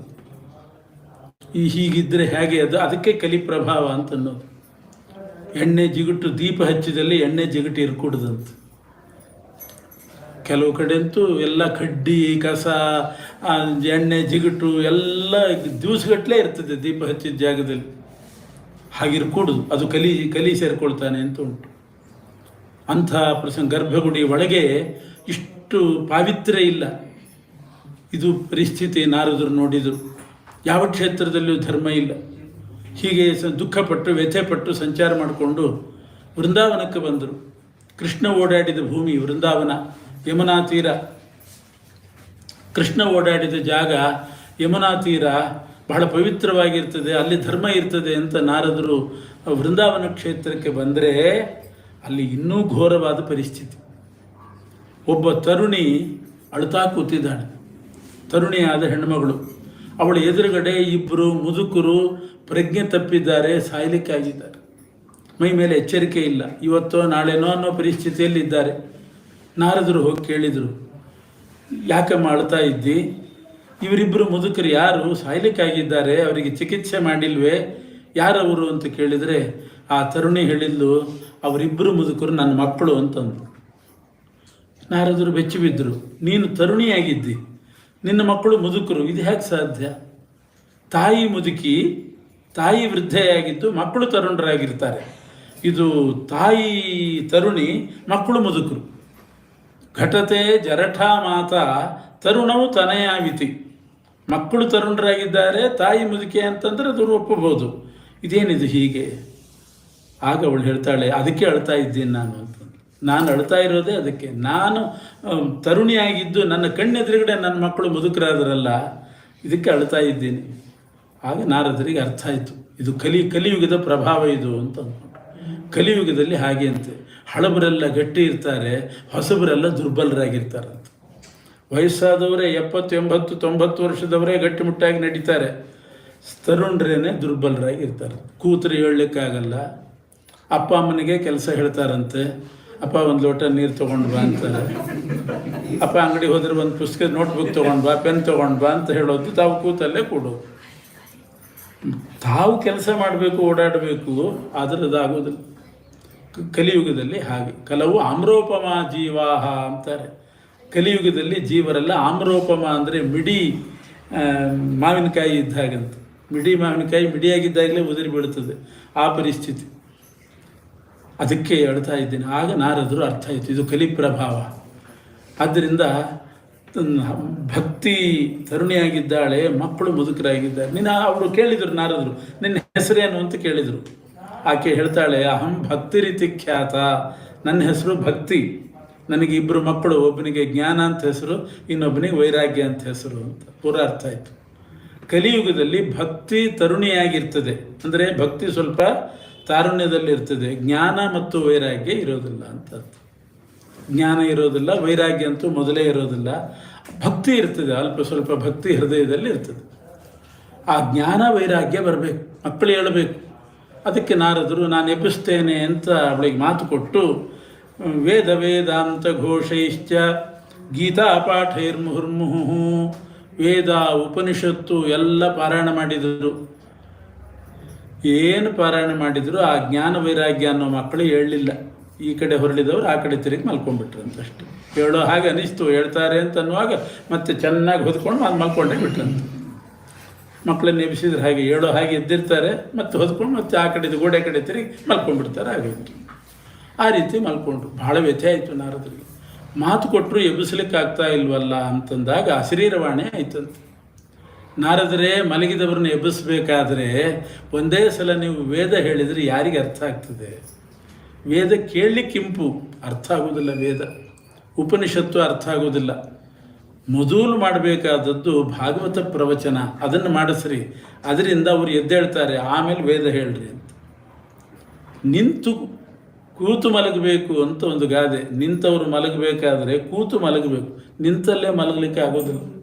ಕೂತು ಮಲಗಬೇಕು, ನಿಂತಲ್ಲೇ ಮಲಗಿದ್ರೆ ತಲೆ ಹೊಡೀತದೆ. ಕೂತ್ಬಿಟ್ಟು ಮಲಗಬೇಕು. ಹಾಗೆ ಮೊದಲು ಭಾಗವತ ಪ್ರವಚನ ಮಾಡಿರಿ, ಅವರು ಎದ್ದೇಳ್ತಾರೆ, ಆಮೇಲೆ ವೇದ ಉಪನಿಷತ್ತು ಎಲ್ಲ. ಅದರಿಂದ ಈಗ ಒಂದೇ ಸಲ ಅದೆಲ್ಲ ಆಗೋದಿಲ್ಲ ಅಂತ ಅಶರೀರವಾಣಿ ಆಯಿತು. ಆಗ ನಾರದ ಮಹರ್ಷಿಗಳು ಅಲ್ಲಿಗೆ ಬಿಟ್ಟು ಯಾರು ಹೇಳ್ತಾರೆ ಭಾಗವತ ಅಂತ ಹುಡುಕೊಂಡು ಬಂದರಂತೆ. ಬದರಿಕಾಶ್ರಮಕ್ಕೆ ಬಂದಾಗ ಅಲ್ಲಿ ಒಬ್ಬರು ಸಿಕ್ಕರು, ಸನತ್ ಕುಮಾರರು ಅಂತ ಸಿಕ್ಕರು. ಬ್ರಹ್ಮದೇವರ ಮಗ ಸನತ್ ಕುಮಾರ. ನಾನು ಹೇಳ್ತೇನೆ ಅಂತಂದರು. ಸನತ್ ಕುಮಾರರನ್ನು ಕರ್ಕೊಂಡು ಬಂದು ಎಲ್ಲಿ ಭಾಗವತ ಹೇಳಿಸೋದು? ಯಮುನಾ ತೀರದಲ್ಲಿ ವೃಂದಾವನದಲ್ಲಿ ಪ್ರಜ್ಞೆ ತಪ್ಪಿ ಬಿದ್ದಿದ್ದಾರೆ ಜ್ಞಾನ ವೈರಾಗ್ಯರು. ಭಕ್ತಿ ಅಳುತ್ತಿದ್ದಾಳೆ. ಹರಿದ್ವಾರ ಕ್ಷೇತ್ರದಲ್ಲಿ ಭಾಗವತ ಹೇಳಿಸೋಣ ಅಂತ ಹರಿದ್ವಾರಕ್ಕೆ ಕರ್ಕೊಂಡು ಬಂದು ನಾರದರು ಅಲ್ಲಿ ಭಾಗವತವನ್ನು ಏರ್ಪಾಡು ಮಾಡಿದರು. ಅದು ಆನಂದ ತಟ ಅಂತ ಒಂದು ಸ್ಥಳ ಅಂತೆ ಹರಿದ್ವಾರದಲ್ಲಿ. ಈಗ ಯಾವುದು ಅಂತ ಅದನ್ನು ಗುರುತಿಸೋರಿಲ್ಲ. ಪದ್ಮಪುರಾಣದಲ್ಲಿ ಇಷ್ಟಂತೂ ಬರೀತಾರೆ. ಗಂಗಾ ತೀರ, ಹರಿದ್ವಾರ, ಆನಂದ ತಟ ಅನ್ನುವ ಸ್ಥಳದಲ್ಲಿ ನಾರದರು ಭಾಗವತ ಏರ್ಪಾటు ಮಾಡಿದರು. 3 ಲೋಕಕ್ಕೆ ಆಮಂತ್ರಣ ಕೊಟ್ಟರಂತೆ. ಸನತ್ಕುಮಾರರಿಂದ ಭಾಗವತ ಪ್ರವಚನ ನಡೀತದೆ, ಎಲ್ಲರೂ ಇದರ ಲಾಭ ಪಡೀರಿ ಅಂತ. ಭೂಲೋಕೆ ದೇವಲೋಕೆ ಚ ಬ್ರಹ್ಮಲೋಕೆ ತಥೈವ ಚ. ಭೂಲೋಕ, ದೇವಲೋಕ, ಬ್ರಹ್ಮಲೋಕದವರೆಗೂ ಆಮಂತ್ರಣ ಹೋಯಿತು. ಎಲ್ಲ ಸಾತ್ವಿಕರು ಭಾಗವತ ಕೇಳಲಿಕ್ಕೆ ಗಂಗಾ ತೀರಕ್ಕೆ, ಭೂಲೋಕಕ್ಕೆ ಧಾವಿಸಿದ್ದಾರಂತೆ. ಎಲ್ಲರೂ ಬಂದು ಸೇರಿದ್ದಾರೆ. ಇದು ಕಾರ್ತಿಕ ಮಾಸದಲ್ಲಿ ನಡೆದದ್ದು. ಕಾರ್ತಿಕ ಶುದ್ಧ ಹುಣ್ಣಿಮೆಯಿಂದ, ಇದು ನವಮಿಯಿಂದ ಹುಣ್ಣಿಮೆಯ ತನಕ ಸನತ್ಕುಮಾರರಿಂದ ಭಾಗವತ. ಯಾರ್ಯಾರು ಬಂದರು ಅಂತ ಪದ್ಮಪುರಾಣದಲ್ಲಿ ಹೇಳ್ತಾರೆ. ಯಾಕೆ ಅಂದರೆ ಎಲ್ಲಿ ಭಾಗವತ ಪ್ರವಚನ ನಡೆದರೂ ಕೂಡ ಆ ಋಷಿಗಳೆಲ್ಲ ಬಂದಿರ್ತಾರಂತೆ. ನಾವು ಅಂದ್ಕೊಂಡಿರ್ತೀವಿ ನಾವಿಷ್ಟೇ ಜನ ಕೂತಿದ್ದೀವಿ ಅಂತ, ನಮಗೆ ಕಾಣಿಸೋದಿಲ್ಲ. ಆದರೆ ಅನೇಕ ದೇವತೆಗಳು, ಋಷಿಗಳು ಅವರೆಲ್ಲ ಬಂದು ಭಾಗವತ ನಡೆಯುವ ಜಾಗದಲ್ಲಿ ಕೂತಿರ್ತಾರಂತೆ. ಹನುಮಂತ ಇದ್ದ ಹಾಗೆ. ಹನುಮಂತ ಎಲ್ಲಿರ್ತಾನೆ ಅಂದರೆ ಅವನಿಗೆ ಪರ್ಮನೆಂಟ್ ಅಡ್ರೆಸ್ ಇಲ್ಲಂತೆ ಹನುಮಂತನಿಗೆ. ಯತ್ರ ಯತ್ರ ರಘುನಾಥ ಕೀರ್ತನಂ ತತ್ರ ತತ್ರ ಕೃತಮಸ್ತಕಾಂಜಲಿಂ ಬಾಷ್ಪವಾರಿ ಪರಿಪೂರ್ಣಲೋಚನಂ ಮಾರುತಿಂ ನಮತ ರಾಕ್ಷಸಾಂತಕಂ. ಎಲ್ಲೆಲ್ಲಿ ರಾಮನಾಮ ಕೀರ್ತನೆ ನಡೀತದೆ ಅಲ್ಲಿ ಶಿರಬಾಗಿ ಆನಂದ ಬಾಷ್ಪ ಸುರಿಸ್ತಾ ಹನುಮಂತ ಅಲ್ಲಿರ್ತಾನೆ. ಅಷ್ಟೇ. ಎಲ್ಲಿರ್ತಾನೆ ಅಂದರೆ ಎಲ್ಲೇ ರಾಮನಾಮ ಕೀರ್ತನೆ ನಡೀತದೆ ಅಲ್ಲಿರ್ತಾನೆ. ಹಾಗೆ ಭಾಗವತ ನಡೆಯುವ ಜಾಗದಲ್ಲಿ ಅಷ್ಟೂ ಜನ ಋಷಿಗಳು ಬಂದು ಸನ್ನಿಹಿತರಾಗಿರ್ತಾರೆ. ಅದು ಕ್ಷೇತ್ರಪ್ರಾಯ ಆಗ್ತದೆ. ಭಾಗವತ ನಡೆದ ಜಾಗ ಅದು ಕ್ಷೇತ್ರಕ್ಕೆ ಸಮಾನ ಆಗ್ತದೆ. ಯಾರ್ಯಾರು ಬಂದಿದ್ದರು? ಭೃಗುರ್ ವಸಿಷ್ಠ ಚವನಶ್ಚ ಗೌತಮೋ ಮೇಧಾತಿಥಿರ್ದೇವಲದೇವರಾತೌ ರಾಮಸ್ತಥಾ ಗಾಧಿಸುತಶ್ಚ ಶಾಕಲೋ ಮೃಕಂಡುಪುತ್ರ ತ್ರಿಜಪಿಪ್ಪಲಾದಾಃ ಯೋಗೇಶ್ವರೌ ವ್ಯಾಸಪರಾಶರೌ ಚ ಛಾಯಾಶುಕೋ ಜಾಜಲಿಜಹ್ನು ಮುಖ್ಯಾಃ ಸರ್ವೇಪ್ಯಮೀ ಮುನಿಗಣಾಃ ಸಹ ಪುತ್ರಶಿಷ್ಯಾಃ ಸ್ವಸ್ತ್ರೀಭಿರಾಯಯುರತಿ ಪ್ರಣಯೇನ ಯುಕ್ತಾಃ.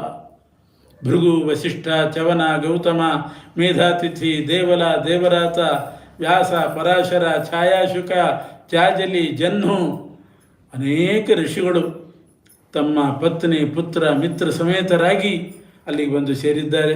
17 ಪುರಾಣಾಭಿಮಾನಿ ದೇವತೆಗಳು ಬಂದರು. ಗಂಗಾದಿ ನದಿಯಭಿಮಾನಿಗಳು ಅಲ್ಲಿ ಬಂದಿದ್ದಾರೆ. ಪುಷ್ಕರಾದಿ ತೀರ್ಥಾಭಿಮಾನಿಗಳು ಬಂದರು. ದಂಡಕಾದಿ ಅರಣ್ಯಾಭಿಮಾನಿಗಳು ಬಂದಿದ್ದಾರೆ. ಅಷ್ಟರ ಸಮ್ಮುಖದಲ್ಲಿ ಸನತ್ಕುಮಾರರಿಂದ ಭಾಗವತ ಪ್ರವಚನ. ಸಂಕಲ್ಪ ಮಾಡಿದ್ದೇನು ಅಂತಂದರೆ, ಸಂಕಲ್ಪ ಅಂದರೆ ಮನಸ್ಸಿನಲ್ಲಿ ಯೋಚನೆ, ಸಂಕಲ್ಪ ಕರ್ಮ ಮಾನಸ. ಸಂಕಲ್ಪ ಅವರ ಮನಸ್ಸಿನಲ್ಲಿದ್ದದ್ದು ಯಮುನಾ ತೀರದಲ್ಲಿದ್ದಂಥ ಜ್ಞಾನ ವೈರಾಗ್ಯರಿಗೆ ಎಚ್ಚರಿಕೆ ಆಗಬೇಕು. ಅವರಿಗೆ ದೇಹದಲ್ಲಿ ಒಳ್ಳೆಯ ಚೈತನ್ಯ ಬರಬೇಕು. ಭಕ್ತಿ ಎನ್ನುವ ತಾಯಿಗೆ ಸಮಾಧಾನ ಆಗಬೇಕು. ಅದಕ್ಕೋಸ್ಕರ ಅಂತ ಅಲ್ಲಿ ಭಾಗವತ ಪ್ರವಚನ ನಡೆದರೆ, ಗಂಗಾ ತೀರದ ಭಾಗವತ ಪ್ರವಚನದಿಂದ ಯಮುನಾ ತೀರದವರಿಗೆ ಎಚ್ಚರಿಕೆ ಆಯ್ತಂತೆ. ಯಮುನಾ ತೀರದಲ್ಲಿದ್ದಾರೆ ಜ್ಞಾನ ವೈರಾಗ್ಯರು, ಎಚ್ಚರ ಆಯಿತು, ದೇಹದ ಅರ್ಢೆ ಬಂತು. ಭಕ್ತಿ ಸುತೌತೌ. ಆ 7 ದಿವಸ ಮುಗಿಯುವಾಗ ಅಲ್ಲಿ ಚಮತ್ಕಾರ ನಡೆದದ್ದೇನು ಅಂದರೆ, ಏವಂ ನಗಾಹ ಶ್ರವಣೋರು ಧರ್ಮೇ ಪ್ರಕಾಶ್ಯಮಾನೇ ಋಷಿಭಿಃ ಸಭಾಯಾಂ ಆಶ್ಚರ್ಯಮೇಕಂ ಸಮಭೂತ್ತದಾನೀಂ ತದುಚ್ಯತೆ ಸಂಶೃಣು ಶೌನಕತ್ವಂ. ಶೌನಕರೇ, ಸೂತ ಪುರಾಣಿಕರು ಹೇಳ್ತಿದ್ದಾರೆ, ಏನು ಆಶ್ಚರ್ಯ ಆಯಿತು ಅಂತಂದರೆ, ಭಕ್ತಿ ಸುತೌತೌ ತರುಣೌ ಗೃಹೀತ್ವಾ ಪ್ರೇಮೈಕ ರೂಪ ಸಹಸಾ ವಿರಾಸೀತ್ ಶ್ರೀಕೃಷ್ಣ ಗೋವಿಂದ ಹರೇ ಮುರಾರೇ ನಾಥೇತಿ ನಾಮಾನಿ ಮುಹುರ್ವದಂತಿ.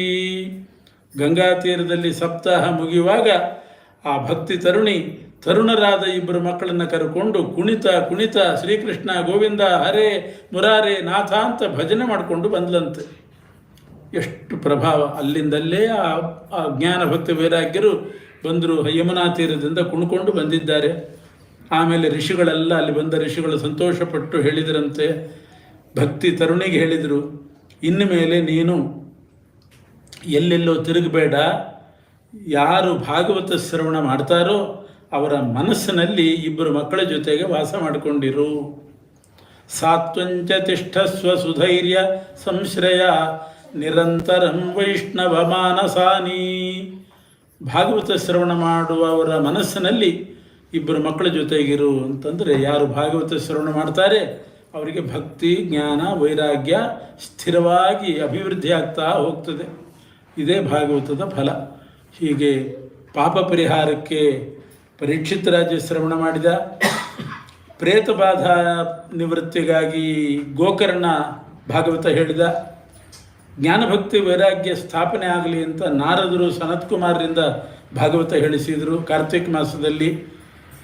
ಇಷ್ಟೆಲ್ಲ ಮಹಿಮೆಯನ್ನು ಹೇಳಿ ಸೂತ ಪುರಾಣಿಕರು ಎಲ್ರಿಗೂ ಅವರೇ ಆಮಂತ್ರಣ ಕೊಡ್ತಾ ಇದ್ದಾರೆ.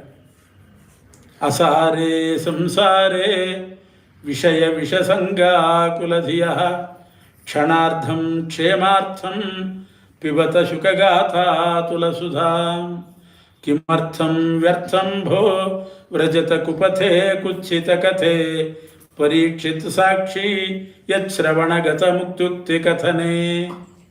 ಅಸಾರವಾದ ಸಂಸಾರದಲ್ಲಿ ಎಲ್ಲ ವಿಷಮಯ ವಾತಾವರಣ.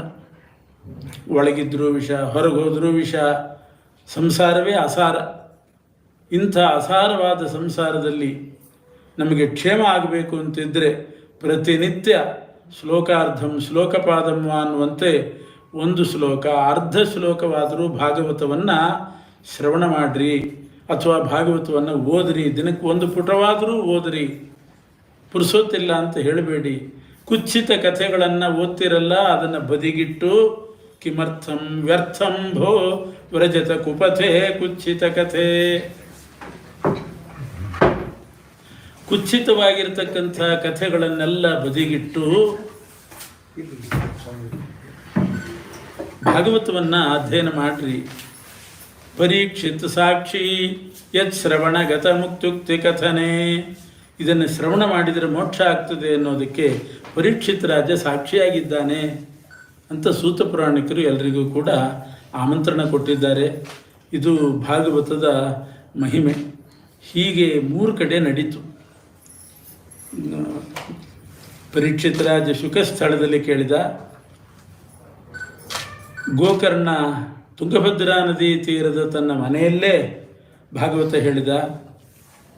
ತುಂಗಭದ್ರಾ ನದಿ ತೀರ ಅಂತ ಅಷ್ಟೇ ಹೇಳಿದ್ದಾರೆ, ಅದು ಯಾವುದು ಅಂತ ಹೇಳಲಿಲ್ಲ. ಬಹುಶಃ ಮಂತ್ರಾಲಯನೇ ಇರಬಹುದು.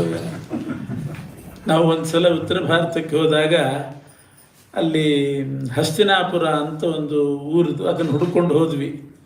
ಅಲ್ಲಿ ಒಬ್ಬ ಸಾಧು ಸನ್ಯಾಸಿಗಳು ಸಿಕ್ಕಿದ್ರು. ನಮ್ಮನ್ನು ನೋಡಿ ಅವರು ಪರಿಚಯ ಮಾಡಿಕೊಂಡ್ರು. ಏನು ಮಾಡ್ತಿದ್ದೀರಿ ಎಲ್ಲ ಅಂತ ಕೇಳಿದಾಗ ಈ ಭಾಗವತ ಎಲ್ಲ ಹೇಳ್ತಾ ಇರ್ತೀವಿ ಅಂತ ಅಂದ್ವಿ. ಆಗ ಅವರು ಇದನ್ನು ಉಲ್ಲೇಖ ಮಾಡಿದರು. ಹೀಗೆ ಪದ್ಮಪುರಾಣದಲ್ಲಿದೆ, ತುಂಗಭದ್ರಾ ನದಿ ತೀರದಲ್ಲಿ ಗೋಕರ್ಣ ಭಾಗವತ ಹೇಳಿದ ಅಂತಿದೆ, ಎಲ್ಲಿ ಗೊತ್ತಾ ಅಂತ ಕೇಳಿದರು. ಅಷ್ಟೇ ಇದೆ ಉಲ್ಲೇಖ, ತುಂಗಭದ್ರಾ ನದಿ ತೀರ ಅಂತ ಮಾತ್ರ ಇದೆ ಅಂತ ಹೇಳಿದ್ವಿ. ಅವ್ರು ಹೇಳಿದರು, ನಾನು ರಿಸರ್ಚ್ ಮಾಡಿದ್ದೀನಿ, ಆದ್ವನೆಯಲ್ಲಿರಬೇಕು ಅಂತ ಅವರು ಅಂದರು. ಆದ್ವನೆಲ್ಲ ಮಂತ್ರಾಲಯ ಅಂತ ನಾನು ಹೇಳಿದೆ ಅಷ್ಟೆ. ತುಂಗಭದ್ರಾ ನದಿ ಆದ್ವನೆಯಲ್ಲಿ ಹರಿಯೋದಿಲ್ಲ, ಆದ್ವನೆಯಲ್ಲಿ ಸ್ಟೇಷನ್ನಲ್ಲಿ ಇಳಿದಿರ್ತಾರೆ ಅವರು ಅಷ್ಟೇ. ರೈಲಿಗೆ ಬಂದು ಇಳಿದು ಮಂತ್ರಾಲಯಕ್ಕೆ ಬಂದಿರ್ತಾರೆ, ಆದ್ವನಿ ಅಂತ ಹೇಳಿದರು. ಅಲ್ಲ, ಮಂತ್ರಾಲಯನೇ ಇರಬೇಕು ಅಂತ ಹೇಳಿದರು. ಹೀಗೆ 3 ಕಡೆ ಭಾಗವತ ನಡೀತು. ಆಮೇಲೆ ನಡೆದದ್ದು ನೈಮಿಷಾರಣ್ಯದಲ್ಲಿ. ನೈಮಿಷೇ ನಿಮಿಷ ಕ್ಷೇತ್ರೇ ಋಷಯಸ್ಯವನಕಾದಯ ಸತ್ರಂ ಸ್ವರ್ಗಾಯ ಲೋಕಾಯ ಸಹಸ್ರ ಸಮಮಾಸತ. ನೈಮಿಷಾರಣ್ಯದಲ್ಲಿ ಶೌನಕಾದಿ ಋಷಿಗಳು ಸೇರಿ ಒಂದು ಯಜ್ಞ ಮಾಡ್ತಿದ್ದರಂತೆ. ಸತ್ರ ಅಂತ ಅದಕ್ಕೆ ಹೆಸರು. ಅಂದರೆ ಅನೇಕ ಯಜಮಾನರು, ಒಬ್ಬರೇ ಯಜಮಾನರಿದ್ದರೆ ಅದು ಯಾಗ, ಅನೇಕ ಯಜಮಾನರಿದ್ದರೆ ಸತ್ರ. ಅಂದರೆ ಎಲ್ಲರೂ ತಮ್ಮ ತಮ್ಮ ಮನೆಯಿಂದ ಅಕ್ಕಿ ಬೇಳೆ ತಂದು ಹಣ ತಂದು ಎಲ್ಲ ಸೇರಿ ಒಂದು ಕಡೆ ಯಜ್ಞ ಮಾಡಿದರೆ ಅದನ್ನು ಸತ್ರ ಅಂತ ಕರೀತಾರೆ. ಒಬ್ಬರೇ ಇರೋದಿಲ್ಲ ಯಜಮಾನರು, ಪ್ರತಿಯೊಬ್ಬರೂ ಯಜಮಾನರೇ. ಅಂಥ ಒಂದು ಸತ್ರಯಾಗವನ್ನು ನೈಮಿಷಾರಣ್ಯದಲ್ಲಿ ಮಾಡ್ತಾ ಇರುವಾಗ ಅಕಸ್ಮಾತ್ ಸೂತ ಪುರಾಣಿಕರು ಬರ್ತಾರೆ. ಬಂದಂಥ ಸೂತರನ್ನು ಸ್ವಾಗತ ಮಾಡಿ ಶೌನಕಾದಿಗಳು ಅವರಲ್ಲಿ ಕೇಳಿದರು, ನಾವು ದ್ರವ್ಯ ಯಜ್ಞ ಮಾಡ್ತಾ ಇದ್ದೀವಿ, ತುಪ್ಪದ ಆಹುತಿ ಅಥವಾ ಚೆರುವಿನ ಆಹುತಿ ಕೊಟ್ಟು ಯಜ್ಞ ಮಾಡ್ತಾ ಇದ್ದೀವಿ. ಇದು ಪರಿಪೂರ್ಣ ಆಗಬೇಕಾದ್ರೆ ಜ್ಞಾನ ಯಜ್ಞ ನಡೀಬೇಕು. ಸರ್ವಂ ಕರ್ಮಾಖಿಲಂ ಪಾರ್ಥ ಜ್ಞಾನೇ ಪರಿಸಮಾಪ್ಯತೆ ಅಂತ ಕೃಷ್ಣ ಗೀತೆಯಲ್ಲಿ ಹೇಳ್ತಾನೆ. ಯಾವುದೇ ಕರ್ಮ ಮಾಡಲಿ, ತೀರ್ಥಯಾತ್ರೆ, ಕ್ಷೇತ್ರ ಸಂದರ್ಶನ, ಹೋಮ ಹವನ ಯಜ್ಞ ಏನು ಮಾಡಿದರೂ ಕೂಡ ಅದು ಪರಿಪೂರ್ಣ ಆಗಬೇಕಾದ್ರೆ ಜ್ಞಾನಯಜ್ಞ ನಡೆದಾಗ ಮಾತ್ರ. ಸರ್ವಂ ಕರ್ಮ ಅಖಿಲಂ ಪಾರ್ಥ ಜ್ಞಾನೇ ಪರಿಸಮಾಪ್ಯತೆ ಅಂತ ಇರೋದು. ಜ್ಞಾನ ಕಾರ್ಯ ಆಗದೇ ಇದ್ದರೆ, ಭಗವಂತನ ತತ್ವಜ್ಞಾನ ಬರದೇ ಇದ್ದರೆ ಮಾಡಿದ ಕರ್ಮ ಅದು ಪರಿಪೂರ್ಣ ಆಗೋದಿಲ್ಲ. ಮತ್ತು ಇನ್ನೊಂದು ಮಾತು ಹೇಳಿದ್ದಾನೆ ಗೀತೆಯಲ್ಲಿ, ಶ್ರೇಯಾನ್ ದ್ರವ್ಯಮಯಾದ್ಯಜ್ಞಾತ್ ಜ್ಞಾನಯಜ್ಞ ಪರಂತಪ. ಇದು ಕೃಷ್ಣನ ಮಾತೆ. ದ್ರವ್ಯಯಜ್ಞಕ್ಕಿಂತ ಜ್ಞಾನಯಜ್ಞ ಶ್ರೇಷ್ಠ ಅಂತ. ದ್ರವ್ಯಯಜ್ಞ ಮಾಡಿದರೆ ಅದರಿಂದ ಹೊಗೆ ಬರ್ತದೆ, ಕಣ್ಣೀರು ಬರ್ತದೆ. ಆದರೆ ಜ್ಞಾನಯಜ್ಞದಲ್ಲಿ ಅದ್ಯಾವುದೂ ಇಲ್ಲ. ದ್ರವ್ಯಯಜ್ಞ ಮಾಡುವಾಗ ಮನಸ್ಸಿಗೆ ಏಕಾಗ್ರತೆ ಇರೋದಿಲ್ಲ. ಸುಮ್ಮನೆ ಹೇಳಿದ ಮಂತ್ರ ಹೇಳಿ ಆಹುತಿ ಕೊಡ್ತಾ ಇರ್ತಾರೆ. ಯಜಮಾನರಿಗೆ ಅಲ್ಲೇನು ಕಥೆ ಇಲ್ಲ, ಏನಿಲ್ಲ, ಯಜ್ಞ ನಡೀತಾ ಇರ್ತದೆ, ಇವರು ಮೊಬೈಲ್ ಮಾತಾಡ್ತಾ ಇರ್ತಾರೆ ಅಷ್ಟೇ. ಆದರೆ ಜ್ಞಾನಯಜ್ಞದಲ್ಲಿ ಹಾಗಲ್ಲ. 1 ಗಂಟೆ ಮನಸ್ಸು ಆಚೀಚೆ ಹೋಗದೆ ತನ್ಮಯತೆಯಿಂದ ಭಾಗವತ ಕಥೆ ಕೇಳ್ತದೆ. 1 ಗಂಟೆ ಮನಸ್ಸಿಗೆ ಎಷ್ಟು ಏಕಾಗ್ರತೆ ಬರ್ತದೆ. ಅದು ದ್ರವ್ಯಯಜ್ಞದಲ್ಲಿ ಇರೋದಿಲ್ಲ. ಅದಕ್ಕೆ ಶ್ರೇಯಾನ್ ದ್ರವ್ಯಮಯಾದ್ಯಜ್ಞಾತ್ ಜ್ಞಾನಯಜ್ಞ ಪರಂತಪ ಅಂತ ಕೃಷ್ಣ ಹೇಳಿದ. ಜ್ಞಾನಯಜ್ಞ ಶ್ರೇಷ್ಠ. ಸರ್ವಂ ಕರ್ಮ ಅಖಿಲಂ ಪಾರ್ಥ ಜ್ಞಾನೇ ಪರಿಸಮಾಪ್ಯತೆ. ಜ್ಞಾನ ಬಂದಾಗ ಮಾತ್ರ ಅದು ಪರ್ಯವಸನ್ನವಾಗೋದು, ಸಂಪನ್ನ ಸಮಾಪ್ತ ಅಂತ ಆಗ್ತದೆ. ಅದಕ್ಕೋಸ್ಕರ ಶೌನಕಾದಿಗಳು ಕೇಳ್ತಿದ್ದಾರೆ, ನಾವು ದ್ರವ್ಯಯಜ್ಞ ಮಾಡ್ತಿದ್ದೀವಿ, ನೀವು ಸೂತ ಪುರಾಣಿಕರು, ಪುರಾಣ ಬಲ್ಲವರು, ಕೃಷ್ಣನ ಕಥೆ ಹೇಳ್ರಿ, ಅದರಿಂದ ನಮ್ಮ ಕರ್ಮ ಸಾರ್ಥಕ ಆಗ್ತದೆ ಎಂದಾಗ ಸೂತರು ಹೇಳಿದರು, ಕೃಷ್ಣನ ಕಥೆ ಮಾತ್ರ ಯಾಕೆ, ಭಾಗವತನೇ ಹೇಳ್ತೀನಿ ಅಂತಂದರು. ಪಂಗೂಪರಿ ಗಂಗಾ ಪ್ರವಾಹ ಅಂತಾರೆ. ಒಬ್ಬ ಕುಂಟ ದೂರದಲ್ಲಿದ್ದಂತೆ ಗಂಗಾ ನದಿಗೆ ಗಂಗಾ ಸ್ನಾನ ಮಾಡಬೇಕು ಅಂತ ಯೋಚನೆ ಮಾಡಿದರೆ ಇವನಿದ್ದಲ್ಲೇ ಗಂಗಾ ಹರಿದು ಬಂತಂತೆ. ಹಾಗೆ ಕೃಷ್ಣನ ಕಥೆ ಹೇಳ್ರಿ ಅಂತ ಶೌನಕಾದಿಗಳು ಕೇಳಿದರೆ ಕೃಷ್ಣನ ಕಥೆಯೂ ಸೇರಿದಂಥ ಭಾಗವತನೇ ಹೇಳ್ತೇನೆ ಅಂತ ಅವರು ತಯಾರಾದರು. ಸೂತ ಪುರಾಣಕ್ಕೂ ಭಾಗವತವನ್ನು ನಾನು ಹೇಳ್ತೇನೆ ನಿಮಗೆ, ಅದರಲ್ಲಿ ಕೃಷ್ಣನ ಕಥೆನೂ ಬರ್ತದೆ ಅಂತ ಹೇಳಿ ಭಾಗವತ ಹೇಳಲಿಕ್ಕೆ ಶುರು ಮಾಡಿದ್ದು ನೈಮಿಷಾರಣ್ಯದಲ್ಲಿ. ಭಾಗವತ ಹೇಳುವಾಗ ಭಾಗವತದ ಋಷಿಗಳನ್ನೆಲ್ಲ ಸ್ಮರಣೆ ಮಾಡಬೇಕು. ಭಾಗವತ ವೇದ ಇದ್ದ ಹಾಗೆ, ವೇದ ಮಂತ್ರ, ಆ ವೇದ ಕಂಡುಕೊಂಡ ಋಷಿಗಳು ಯಾರು ಅಂತ ಅವ್ರನ್ನ ಸ್ಮರಣೆ ಮಾಡಿ ಹೇಳಬೇಕು. ಗಾಯತ್ರಿ ಜಪ ಮಾಡುವಾಗ ಆ ವಿಶ್ವಾಮಿತ್ರರ ಸ್ಮರಣೆ ಮಾಡಿಯೇ ಗಾಯತ್ರಿ ಜಪ ಮಾಡಬೇಕು. ಗಾಯತ್ರಿ ಛಂದಃ ವಿಶ್ವಾಮಿತ್ರ ಋಷಿ ಸವಿತಾ ದೇವತಾ ಅಗ್ನಿರ್ಮುಖಂ ಬ್ರಹ್ಮಾಶಿರಃ ವಿಷ್ಣುರ್ ಹೃದಯಂ ರುದ್ರಶಿಖ, ಹೀಗೆಲ್ಲ ಇತಿಹಾಸ ಇದೆ. ಗಾಯತ್ರಿಗೆ ಸವಿತಾ ಸೂರ್ಯಮಂಡಲ ಅಂತರ್ಗತ ನಾರಾಯಣನೇ ದೇವತೆ. ಋಷಿಗಳು ಯಾರು? ವಿಶ್ವಾಮಿತ್ರ ಋಷಿ. ಹಾಗೆ ಭಾಗವತ ವೇದ ತುಲ್ಯ ಆದ್ದರಿಂದ ಇದಕ್ಕೆ ಋಷಿ ಪರಂಪರೆ ಅಂತಿದೆ. ಆ ಋಷಿಗಳನ್ನು ಸ್ಮರಣೆ ಮಾಡಿ ಹೇಳಬೇಕು. ಸೂತರು ಆ ಋಷಿ ಪರಂಪರೆಯನ್ನು ಸ್ಮರಣೆ ಮಾಡ್ತಿದ್ದಾರೆ. ಭಾಗವತಕ್ಕೆ ಮೊದಲನೇ ಋಷಿ ಅಂತಂದರೆ ಶ್ರೀಮನ್ನಾರಾಯಣ. ಮೊದಲು ಭಾಗವತ ಉಗಮ ಆದದ್ದು ಅಲ್ಲಿಂದ, ನಾರಾಯಣನಿಂದ. ಯಾವಾಗ ನಾರಾಯಣ ಚತುರ್ಮುಖ ಬ್ರಹ್ಮದೇವರನ್ನು ಹುಟ್ಟಿಸಿ ಆ ಬ್ರಹ್ಮದೇವರಿಗೆ ಆಜ್ಞೆ ಮಾಡಿದ, ಮುಂದಿನ 14 ಲೋಕ, ಅದರಲ್ಲಿ ಜೀವರ ಸೃಷ್ಟಿ, ಅದನ್ನೆಲ್ಲ ನೀವು ಮಾಡಿರಿ ಅಂತ ಚತುರ್ಮುಖ ಬ್ರಹ್ಮದೇವರಿಗೆ ಆದೇಶ ಮಾಡಿದ. ನಾರಾಯಣ ಹುಟ್ಟಿಸಿದ್ದು ಬ್ರಹ್ಮದೇವರನ್ನು. ಬ್ರಹ್ಮದೇವರು 14 ಲೋಕದಲ್ಲಿ ಜೀವರನ್ನು ಹುಟ್ಟಿಸಬೇಕು. ಆಗ ಬ್ರಹ್ಮದೇವರಿಗೆ ಸ್ವಲ್ಪ ಆತಂಕ ಆಯಿತು. 14 ಲೋಕದಲ್ಲಿ ಕೋಟಿ ಕೋಟಿ ಜೀವರು, ಅವ್ರನ್ನೆಲ್ಲ ಯಾವ ಯೋನಿಯಲ್ಲಿ ಹುಟ್ಟಿಸ್ಬೇಕು, ಭಗವಂತನ ಇಚ್ಛಾ ಪ್ರಕಾರ ಅವರವರ ಕರ್ಮದ ಪ್ರಕಾರ ಅಲ್ಲಲ್ಲೇ ಹುಟ್ಟಿಸ್ಬೇಕು. ನಾಯಿಯಾಗುವ್ರನ್ನ ನಾಯಿಯಾಗೇ ಹುಟ್ಟಿಸ್ಬೇಕು, ಮನುಷ್ಯರು ಮನುಷ್ಯರಾಗಿ ಹುಟ್ಟಬೇಕು, ದೇವತೆಗಳು ದೇವತೆಗಳಾಗಿ, ಕ್ರಿಮಿಗಳು ಕ್ರಿಮಿಗಳಾಗಿ ಹುಟ್ಟಬೇಕು. ವ್ಯತ್ಯಾಸ ಪಶು ಪಕ್ಷಿ ಎಷ್ಟು ಪ್ರಭೇದ ಇದೆ, 84 ಲಕ್ಷ ಪ್ರಭೇದ. ಆ ಜೀವರನ್ನು ಆಯಾ ಯೋನಿಯಲ್ಲೇ ಹುಟ್ಟಿಸ್ಬೇಕು, ಹೆಚ್ಚು ಕಡಿಮೆ ಆಗಬಾರ್ದು. ಇದು ಆ ಕೋಟಿ ಕೋಟಿ ಜೀವರನ್ನು ಹುಟ್ಟಿಸುವಾಗ ಏನಾದರೂ ಹೆಚ್ಚು ಕಡಿಮೆ ಆದರೆ ಆ ಜವಾಬ್ದಾರಿ ಪರಮಾತ್ಮ ಬ್ರಹ್ಮದೇವರ ಮೇಲೆ ಹಾಕಿ. ಎಷ್ಟು ಕಷ್ಟದ ಕೆಲಸ. ಸಣ್ಣ ಮನೆಗೆ ಸಾಮಾನು ತಂದರೆ ಯಾವ್ಯಾವ ಡಬ್ಬಿಯಲ್ಲಿ ಏನೇನು ಹಾಕಬೇಕು ಅನ್ನೋದ್ರಲ್ಲೇ ಹೆಚ್ಚು ಕಡಿಮೆ ಆಗಿ ಹೋಗ್ತದೆ. ಉಪ್ಪು ತೊಗೊಂಡು ಸಕ್ಕರೆ ಡಬ್ಬಿಯಲ್ಲಿ ಹಾಕಿಬಿಡೋದು, ತೊಗರಿಬೇಳೆ ಕಡಲೆಬೇಳೆ ಡಬ್ಬಿಯಲ್ಲಿ ಹಾಕೋದು, ಕಡಲೆಬೇಳೆ ತೊಗರಿಬೇಳೆ ಡಬ್ಬಿಯಲ್ಲಿ, ಹೀಗೆಲ್ಲ ಹೆಚ್ಚು ಕಡಿಮೆ ಆದರೆ ಅನರ್ಥ ಆಗ್ತದೆ. ಮತ್ತು ಬ್ರಹ್ಮದೇವರು ಪರಮಾತ್ಮನ ಹತ್ರ ಹೇಳಿಸ್ಕೊಳ್ಬೇಕಾಗ್ತದೆ. ನೋಡಿ, ಎಲ್ಲಿ ಹುಟ್ಟೋನು ಪಾಸ್ ಆಗೋನು ಫೇಲ್ ಮಾಡಿಬಿಟ್ಟು ಫೇಲ್ ಆಗೋನು ಪಾಸ್ ಮಾಡಿಸ್ಬಿಟ್ರೆ ಇದೆಲ್ಲ ಅನರ್ಥ ಅಲ್ವೇ? ಸರಿಯಾಗಿ ಗಮನ ಇಟ್ಟು ಮಾಡಬೇಕಾಗ್ತದೆ ಕೆಲಸ. ಇದು 14 ಲೋಕದಲ್ಲಿ ಜೀವರನ್ನು ಸೃಷ್ಟಿ ಮಾಡೋದು ಎಷ್ಟು ಕಷ್ಟದ ಕೆಲಸ. ಬಹಳ ಆತಂಕ ಆಯಿತು. ಸ್ವಾಮಿ ಹೇಗೆ ಮಾಡಲಿ ನಾನು ಅಂತ. ಅದಕ್ಕೆ ಪರಮಾತ್ಮ ಹೇಳಿದ, 4 ಶ್ಲೋಕದ ಭಾಗವತ ಹೇಳ್ತೀನಿ, ಅದನ್ನು ಕೇಳಿ ಸೃಷ್ಟಿ ಮಾಡಿರಿ, ಸರಿ ಹೋಗ್ತದೆ ಅಂದ್ಬಿಟ್ಟು. ಅಷ್ಟು ಪ್ರಭಾವ ಇದೆ ಆ 4 ಶ್ಲೋಕಕ್ಕೆ. ಚತುಶ್ಲೋಕಿ ಭಾಗವತ ಅಂತ ಕರೀತಾರೆ, ಮೂಲ ಭಾಗವತ ಅಂತ ಕರೀತಾರೆ. ಅಹಮೇವ ಸಮಗ್ರೇ ಚ ನಾನ್ಯದ್ಯತ್ ಸತ್ಪರಂ ಪಶ್ಚಾದಹಂ ತ್ವಮೇತಚ್ಚ ಯೋವಶಿಷ್ಯೇತ ಸೋಸ್ಮ್ಯಹಂ ಋತೈರ್ಥಂ ಯತ್ ಪ್ರತೀಯೇತ ನ ಪ್ರತೀಯೇತ ಚಾತ್ಮನಿ ತದ್ವಿದ್ಯಾದಾತ್ಮನೋ ಮಾಯಾಂ ಯಥಾ ಭಾಸೋ ಯಥಾ ತಮಃ ಯಥಾ ಮಹಾಂತಿ ಭೂತಾನಿ ಭೂತೇಷು ಚ ವಚೇಷು ಚ ಪ್ರವಿಷ್ಟಾನ್ಯಪ್ರವಿಷ್ಟಾನಿ ತಥಾ ತೇಷು ನ ತೇಷ್ವಹಂ ಏತಾವದೇವ ಜಿಜ್ಞಾಸ್ಯಂ ತತ್ವಜಿಜ್ಞಾಸುನಾತ್ಮನಃ ಅನ್ವಯವ್ಯತಿರೇಕಾಭ್ಯಾಂ ಯತ್ಸ್ಯಾತ್ ಸರ್ವತ್ರ ಸರ್ವದಾ. ಇಷ್ಟ. ಇದನ್ನೇ ನಾರಾಯಣ ರಚನೆ ಮಾಡಿ ಈ ಚತುಶ್ಲೋಕಿ ಭಾಗವತವನ್ನು ಬ್ರಹ್ಮದೇವರಿಗೆ ಉಪದೇಶ ಮಾಡಿದೆ. 4 ಶ್ಲೋಕದ ಭಾಗವತ, ಇದರ ಅನುಸಂಧಾನ ಮಾಡಿಕೊಳ್ಳ್ರಿ, 14 ಲೋಕ ಸೃಷ್ಟಿ ಮಾಡಿ, ಎಲ್ಲ ಸರಿ ಹೋಗ್ತದೆ. ಏನು ಹೇಳಿದ 4 ಶ್ಲೋಕದಲ್ಲಿ? ಬ್ರಹ್ಮ ನೀನು ಸೃಷ್ಟಿ ಮಾಡುವಾಗ ನಾನೇ ಮುಖ್ಯಕರ್ತೃ, ಪರಮಾತ್ಮ ಮುಖ್ಯಕರ್ತೃ, ನಾನು ಅಸ್ವತಂತ್ರ ಅಂತ ತಿಳ್ಕೊಂಡು ಮಾಡು ಅಷ್ಟೆ. ನಾ ಮಾಡಿದೆ ಅನ್ನೋ ಅಹಂಭಾವ ನಿನಗೆ ಬರಬಾರ್ದು. ಭಗವಂತ ಮಾಡಿಸಿದಂತೆ ಮಾಡ್ತೇನೆ ಅನ್ನುವ ಭಾವನೆ ಇಟ್ಕೊಂಡು ಮಾಡು. ಅವಾಗ ಜವಾಬ್ದಾರಿ ನನ್ನ ಮೇಲೆ ಬೀಳ್ತದೆ. ಜವಾಬ್ದಾರಿ ನಾನು ಸರಿ ಮಾಡಿಸಲೇಬೇಕಾಗ್ತದೆ.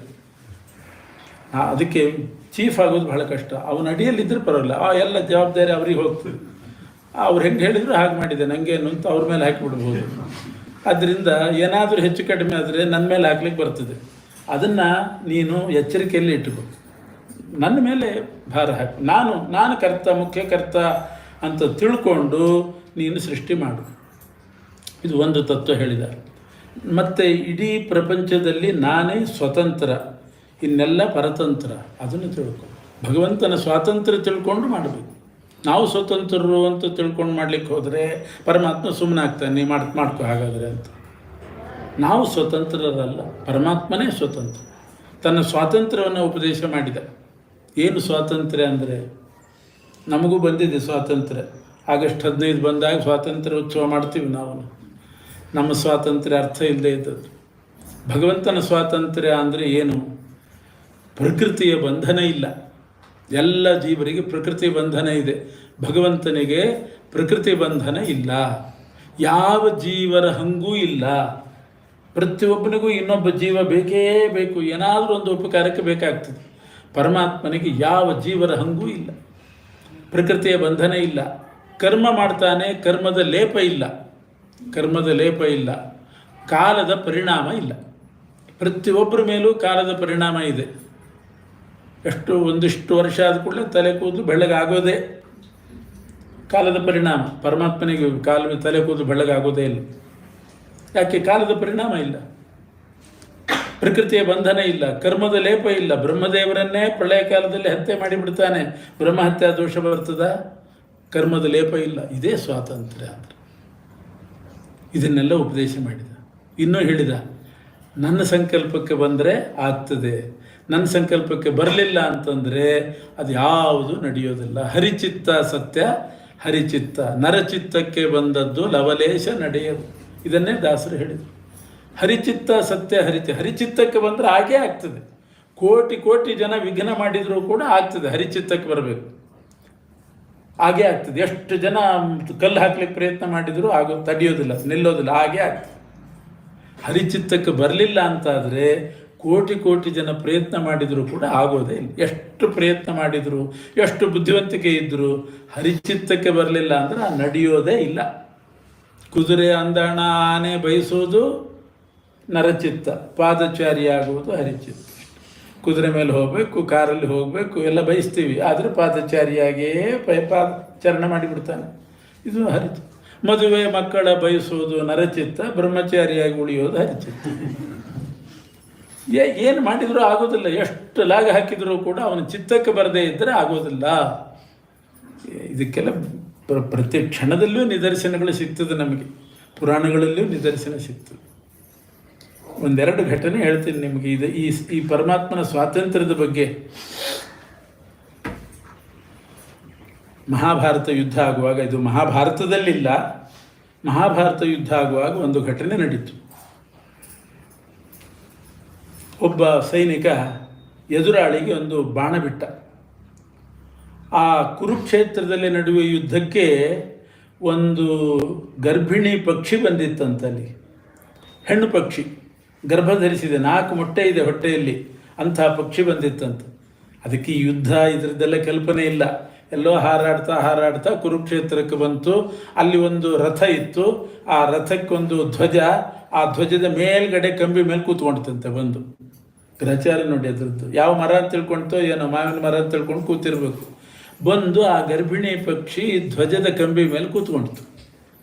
ಇವನೊಬ್ಬ ಸೈನಿಕ ಬಾಣ ಬಿಟ್ಟಾಗ ಅದು ಆ ಗರ್ಭಿಣಿ ಪಕ್ಷಿಯ ಹೊಟ್ಟೆಗೆ ತಾಕ್ಕೊಂಡು ಮುಂದೋಯ್ತಂತೆ. ನೇರ ಚುಚ್ಚಲಿಲ್ಲ, ಸುಮ್ಮನೆ ಟಚ್ ಮಾಡಿಕೊಂಡು ಮುಂದಕ್ಕೆ ಹೋಯಿತು ಆ ಬಾಣ. ಮೊದಲೇ ಪಕ್ಷಿ, ಅದರ ಚರ್ಮ ಬಹಳ ತೆಳುವಾಗಿರ್ತದೆ, ಅದರಲ್ಲೂ ಗರ್ಭಿಣಿ ಬೇರೆ, ಹೊಟ್ಟೆ ಉಬ್ಬಿರ್ತದೆ, ಇನ್ನೂ ತೆಳುವಾಗಿರ್ತದೆ ಆ ಚರ್ಮ. ಸುಮ್ಮನೆ ಮುಟ್ಟಿದ್ರೆ ಸಾಕು ಸೀಳಿ ಹೋಗ್ತದೆ. ಅಂಥದ್ರಲ್ಲಿ ಆ ಬಾಣ ಚುಚ್ಚಿ ಮುಂದಕ್ಕೆ ಹೋಯಿತು, ಟಚ್ ಮಾಡಿಕೊಂಡು ಮುಂದಕ್ಕೆ ಹೋಯಿತು. ಆ ಪಕ್ಷಿಯ ಹೊಟ್ಟೆ ಸೀಳಿದಾಗ ಅದು ಸತ್ತೇ ಹೋಯಿತು. 4 ಮೊಟ್ಟೆ ಕೆಳಗೆ ಬಿದ್ದುವಂತೆ ಅಲ್ಲಿಂದ, ಅಷ್ಟು ಎತ್ತರದಿಂದ ಕೆಳಗೆ ಬಿದ್ದಾಗ ಒಡೆಯೋದಿಲ್ವೇ ಮೊಟ್ಟೆ, ಎಷ್ಟು ಸೂಕ್ಷ್ಮ ಇರ್ತದೆ. ಆದರೆ ಆ ಮೊಟ್ಟೆ ಬೀಳುವ ಜಾಗದಲ್ಲಿ ಆ ಕುರುಕ್ಷೇತ್ರದಲ್ಲಿ ಒಂದಿಷ್ಟು ಹುಲ್ಲು ಬೆಳೆದಿತ್ತಂತೆ, ದಟ್ಟವಾಗಿ ಹುಲ್ಲು ಬೆಳೆದಿದೆ, ಕೋಮಲವಾಗಿ ಮೃದುವಾದ ಹುಲ್ಲು. ಯಾವ ದನ ಬಂದು ಆ ಹುಲ್ಲು ತಿಂದಿಲ್ಲ. ಯಾಕೆ ತಿಂದಿಲ್ಲ ಅಂದರೆ ಹರಿಚಿತ್ತ ಇದ್ದಿಲ್ಲ ಅಷ್ಟೆ. ಹರಿಸಂಕಲ್ಪ ಇದ್ದರೆ ದನ ತಿಂತಿತ್ತು, ಹರಿಸಂಕಲ್ಪ ಇಲ್ಲ, ಆ ಹುಲ್ಲು ಹಾಗೇ ಇದೆ, ಯಾರೂ ಅದನ್ನು ಕಿತ್ತಿಯೂ ಇಲ್ಲ.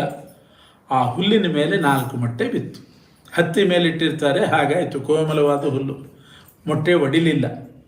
ಆದರೆ ರಣರಂಗ, ರಥ ಓಡಾಡ್ತದೆ, ಆನೆ ಓಡಾಡ್ತದೆ, ಯಾರಾದರೂ ತುಳಿಬಹುದಾಗಿತ್ತು. ಆ ಮೊಟ್ಟೆ ಬಿದ್ದ ಕ್ಷಣದಲ್ಲೇನೆ ಇನ್ನೊಬ್ಬ ಯಾರೋ ಸೈಂಧವನ ಆನೆಗೆ ಬಾಣ ಬಿಟ್ಟನಂತೆ. ಕೌರವರ ಕಡೆ ಇದ್ದ ಸೈಂಧವ ಅವನ ಆನೆಗೆ ಬಾಣ ಬಿಟ್ಟ. ಅದು ಗುರಿ ತಪ್ಪಿ ಆನೆ ಕೊರಳಲ್ಲಿ ಗಂಟೆ ಕಟ್ಟಿರ್ತಾರೆ, ಆ ಗಂಟೆಗೆ ಬಿತ್ತಂತೆ ಬಾಣ. ಗಂಟೆ ಕೊಂಡಿ ಕಳಿಸಿತು. ಆ ಬಾಣ ಬಿದ್ದ ಫೋರ್ಸಿಗೆ ಆ ಗಂಟೆ ಬಂದು 4 ಮೊಟ್ಟೆಗಳ ಮೇಲೆ ಮುಚ್ಚಳ ಮುಚ್ಚಿದ ಹಾಗೆ ಹೀಗೆ ಮುಚ್ಚಿತಂತೆ. ಎಷ್ಟು ವ್ಯವಸ್ಥೆ ಮಾಡಿರ್ತಾನೆ ಪರಮಾತ್ಮ, ನಾವೇನು ಮಾಡ್ತೀವಿ. ಆ ಮುಚ್ಚಳ ಮುಚ್ಚಿತು, 4 ಮೊಟ್ಟೆ ಸೇಫ್. ಆದರೆ ಯುದ್ಧ ಮತ್ತೆಷ್ಟೋ ದಿವಸ ಯುದ್ಧ ನಡೆದಿದೆ. ಯಾರಾದರೂ ಗಂಟೆ ಎಡವಿದ್ರೆ ಅಥವಾ ಅಡ್ಡಡ್ಡಾಗುತ್ತೆ ಅಂತ ತೆಗೆದು ಪಕ್ಕಕ್ಕಿಟ್ಟರೆ ಯಾರೂ ಪಕ್ಕದಲ್ಲಿ ಇಟ್ಟಿಲ್ಲ, ಹಾಗೇ ದಾಟ್ಕೊಂಡೇ ಓಡಾಡಿದ್ದಾರೆ ಅಷ್ಟೋ ದಿವಸನೂ. ಈಗ ಮನೇಲಿ ಹಾಗೆ ಮಾಡ್ತಿರ್ತಾರೆ, ಏನಾದರೂ ತಂಬಿಗೆ ಇದ್ದಿದ್ರೆ ದಾಟ್ಕೊಂಡೇ ಓಡಾಡೋದು, ಪಕ್ಕದಲ್ಲಿ ಇಡೋದಿಲ್ಲ. ಯಾಕೆಂದರೆ ಮಹಾಭಾರತದ ಸಂಪ್ರದಾಯ ಅದು ಅಲ್ಲಿಂದ ಬಂದಿದೆ ಅಂತ, ಅದನ್ನು ಯಾರು ಸಂಪ್ರದಾಯ ಮೀರಬಾರ್ದು ಅಂತ ಹಾಗೆ ಬಿಟ್ಟಿರ್ತಾರೆ. ತಂಬಿಗೆ ಮತ್ತೊಂದು ಏನಾದರೂ ಇದ್ದರೆ ಮಧ್ಯದಲ್ಲೇ ಇರ್ತದೆ ಅದು. ಆ ರೀತಿ ಯುದ್ಧ ಮುಗಿಯೋ ತನಕ ಅದನ್ನು ದಾಟ್ಕೊಂಡೇ ಓಡಾಡಿದ್ದಾರೆ. ಇದೆಲ್ಲ ಹರಿಚಿತ್ತ. ಯಾಕೆಂದರೆ ಒಂದು ಸಾಮಾನು ನಾವು ಎಡಿದ್ವಿ ಅಂದರೆ ಹರಿಸಂಕಲ್ಪಕ್ಕೂ ಬಂದು ಎಡವಿರ್ತೀವಿ. ಮೆಟ್ಲು ಇಳಿಯುವಾಗ ದಿನ ಇಳಿದಿರ್ತೀವಿ, ಯಾವತ್ತೋ ಒಂದು ದಿವಸ ಒಂದು ಮೆಟ್ಲು ಬಿಟ್ಟು ಕಾಲಿಡ್ಲಿಕ್ಕೆ ಹೋಗ್ತೀವಿ, ಬಿದ್ದುಬಿಡ್ತೇವೆ. ಯಾಕೆ? ಹರಿಸಂಕಲ್ಪ ಆಗಿರ್ತದೆ. ಅಂತೂ ಆ ಮೊಟ್ಟೆ ಮೇಲೆ ಮುಚ್ಚಳ ಮುಚ್ಚಿತು, ಗಂಟೆ ಹಾಗೆಯೇ ಉಳಿದಿತ್ತು. ಯುದ್ಧ ಮುಗಿತು, ಪಾಂಡವರಿಗೆ ಜಯ ಬಂತು, ಎಲ್ಲರೂ ತಮ್ಮ ಊರಿಗೆ ಹೋದರು. ರಣರಂಗ ಶೂನ್ಯವಾಯಿತು, ಖಾಲಿ ಆಯಿತು. ಅಲ್ಲಿ ಸರಸ್ವತಿ ನದಿ ತೀರ, ಕುರುಕ್ಷೇತ್ರ ಅಂದರೆ ಯಾರೋ ಋಷಿಗಳು 4 ಜನ ಶಿಷ್ಯರನ್ನ ಕರ್ಕೊಂಡು ಬಂದ್ರಂತೆ ಸರಸ್ವತಿ ನದಿ ಸ್ನಾನಕ್ಕೆ ಅಂತ. ಬಂದಾಗ ಆ ಚಿಲಿಪಿಲಿ ಶಬ್ದ, ಶಿಷ್ಯರಿದ್ದರು, ಅವ್ರಿಗೆ ಕುತೂಹಲ, ಏನೋ ಶಬ್ದ ಕೇಳ್ತಾ ಇದೆ ಗಂಟೆ ಒಳಗಡೆ ಅಂತ ಆ ಗಂಟೆ ತೆಗೆದು ನೋಡಿದರೆ 4 ಮೊಟ್ಟೆಗಳು ಜೀವಂತವಾಗಿತ್ತಂತೆ. ಎಂಥೆಂಥ ಮಹಾರಥರು ಸತ್ತೋದ್ರು ಮಹಾಭಾರತ ಯುದ್ಧದಲ್ಲಿ, 4 ಮೊಟ್ಟೆಗಳು ಉಳಿದಿದ್ದು. ಇದು ಹರಿಸಂಕಲ್ಪ ಅಲ್ಲದೆ ಮತ್ತೇನು? ಆ ತಾಯಿ ಏನಾದರೂ ರಕ್ಷಣೆ ಮಾಡಿತಾ? ಭಗವಂತ ಸರಕ್ಷಿತ ರಕ್ಷತಿ ಯೋಹಿ ಗರ್ಭೆ ಅಂತಾರೆ. ಹಾಗೆ ಇಲ್ಲಿ ಆ ಗಂಟೆ ಒಳಗಿದ್ದ ಮೊಟ್ಟೆಯನ್ನು ರಕ್ಷಣೆ ಮಾಡಿದವನು ಪರಮಾತ್ಮ. ಅವನ ಸಂಕಲ್ಪಕ್ಕೆ ಬಂತು, ಅದು ಸಾಯಬೇಕಾಗಿತ್ತು, ಅದು ಸತ್ತಿತ್ತು. ಅದು 4 ಮೊಟ್ಟೆ ಕ್ಷೇಮವಾಗಿ ಪಕ್ಷಿಗಳಾಗಿ ಉಳ್ಕೊಂಡು. ಇದು ಅವನ ಸಂಕಲ್ಪ. ಇದಕ್ಕೆ ವಿರುದ್ಧವಾಗಿ ಇನ್ನೊಂದು ಕಥೆ ಇದೆ, ಇತಿಹಾಸದಲ್ಲಿ ನಡೆದದ್ದು. ಭಾಸ್ಕರಾಚಾರ್ಯ ಕಥೆ.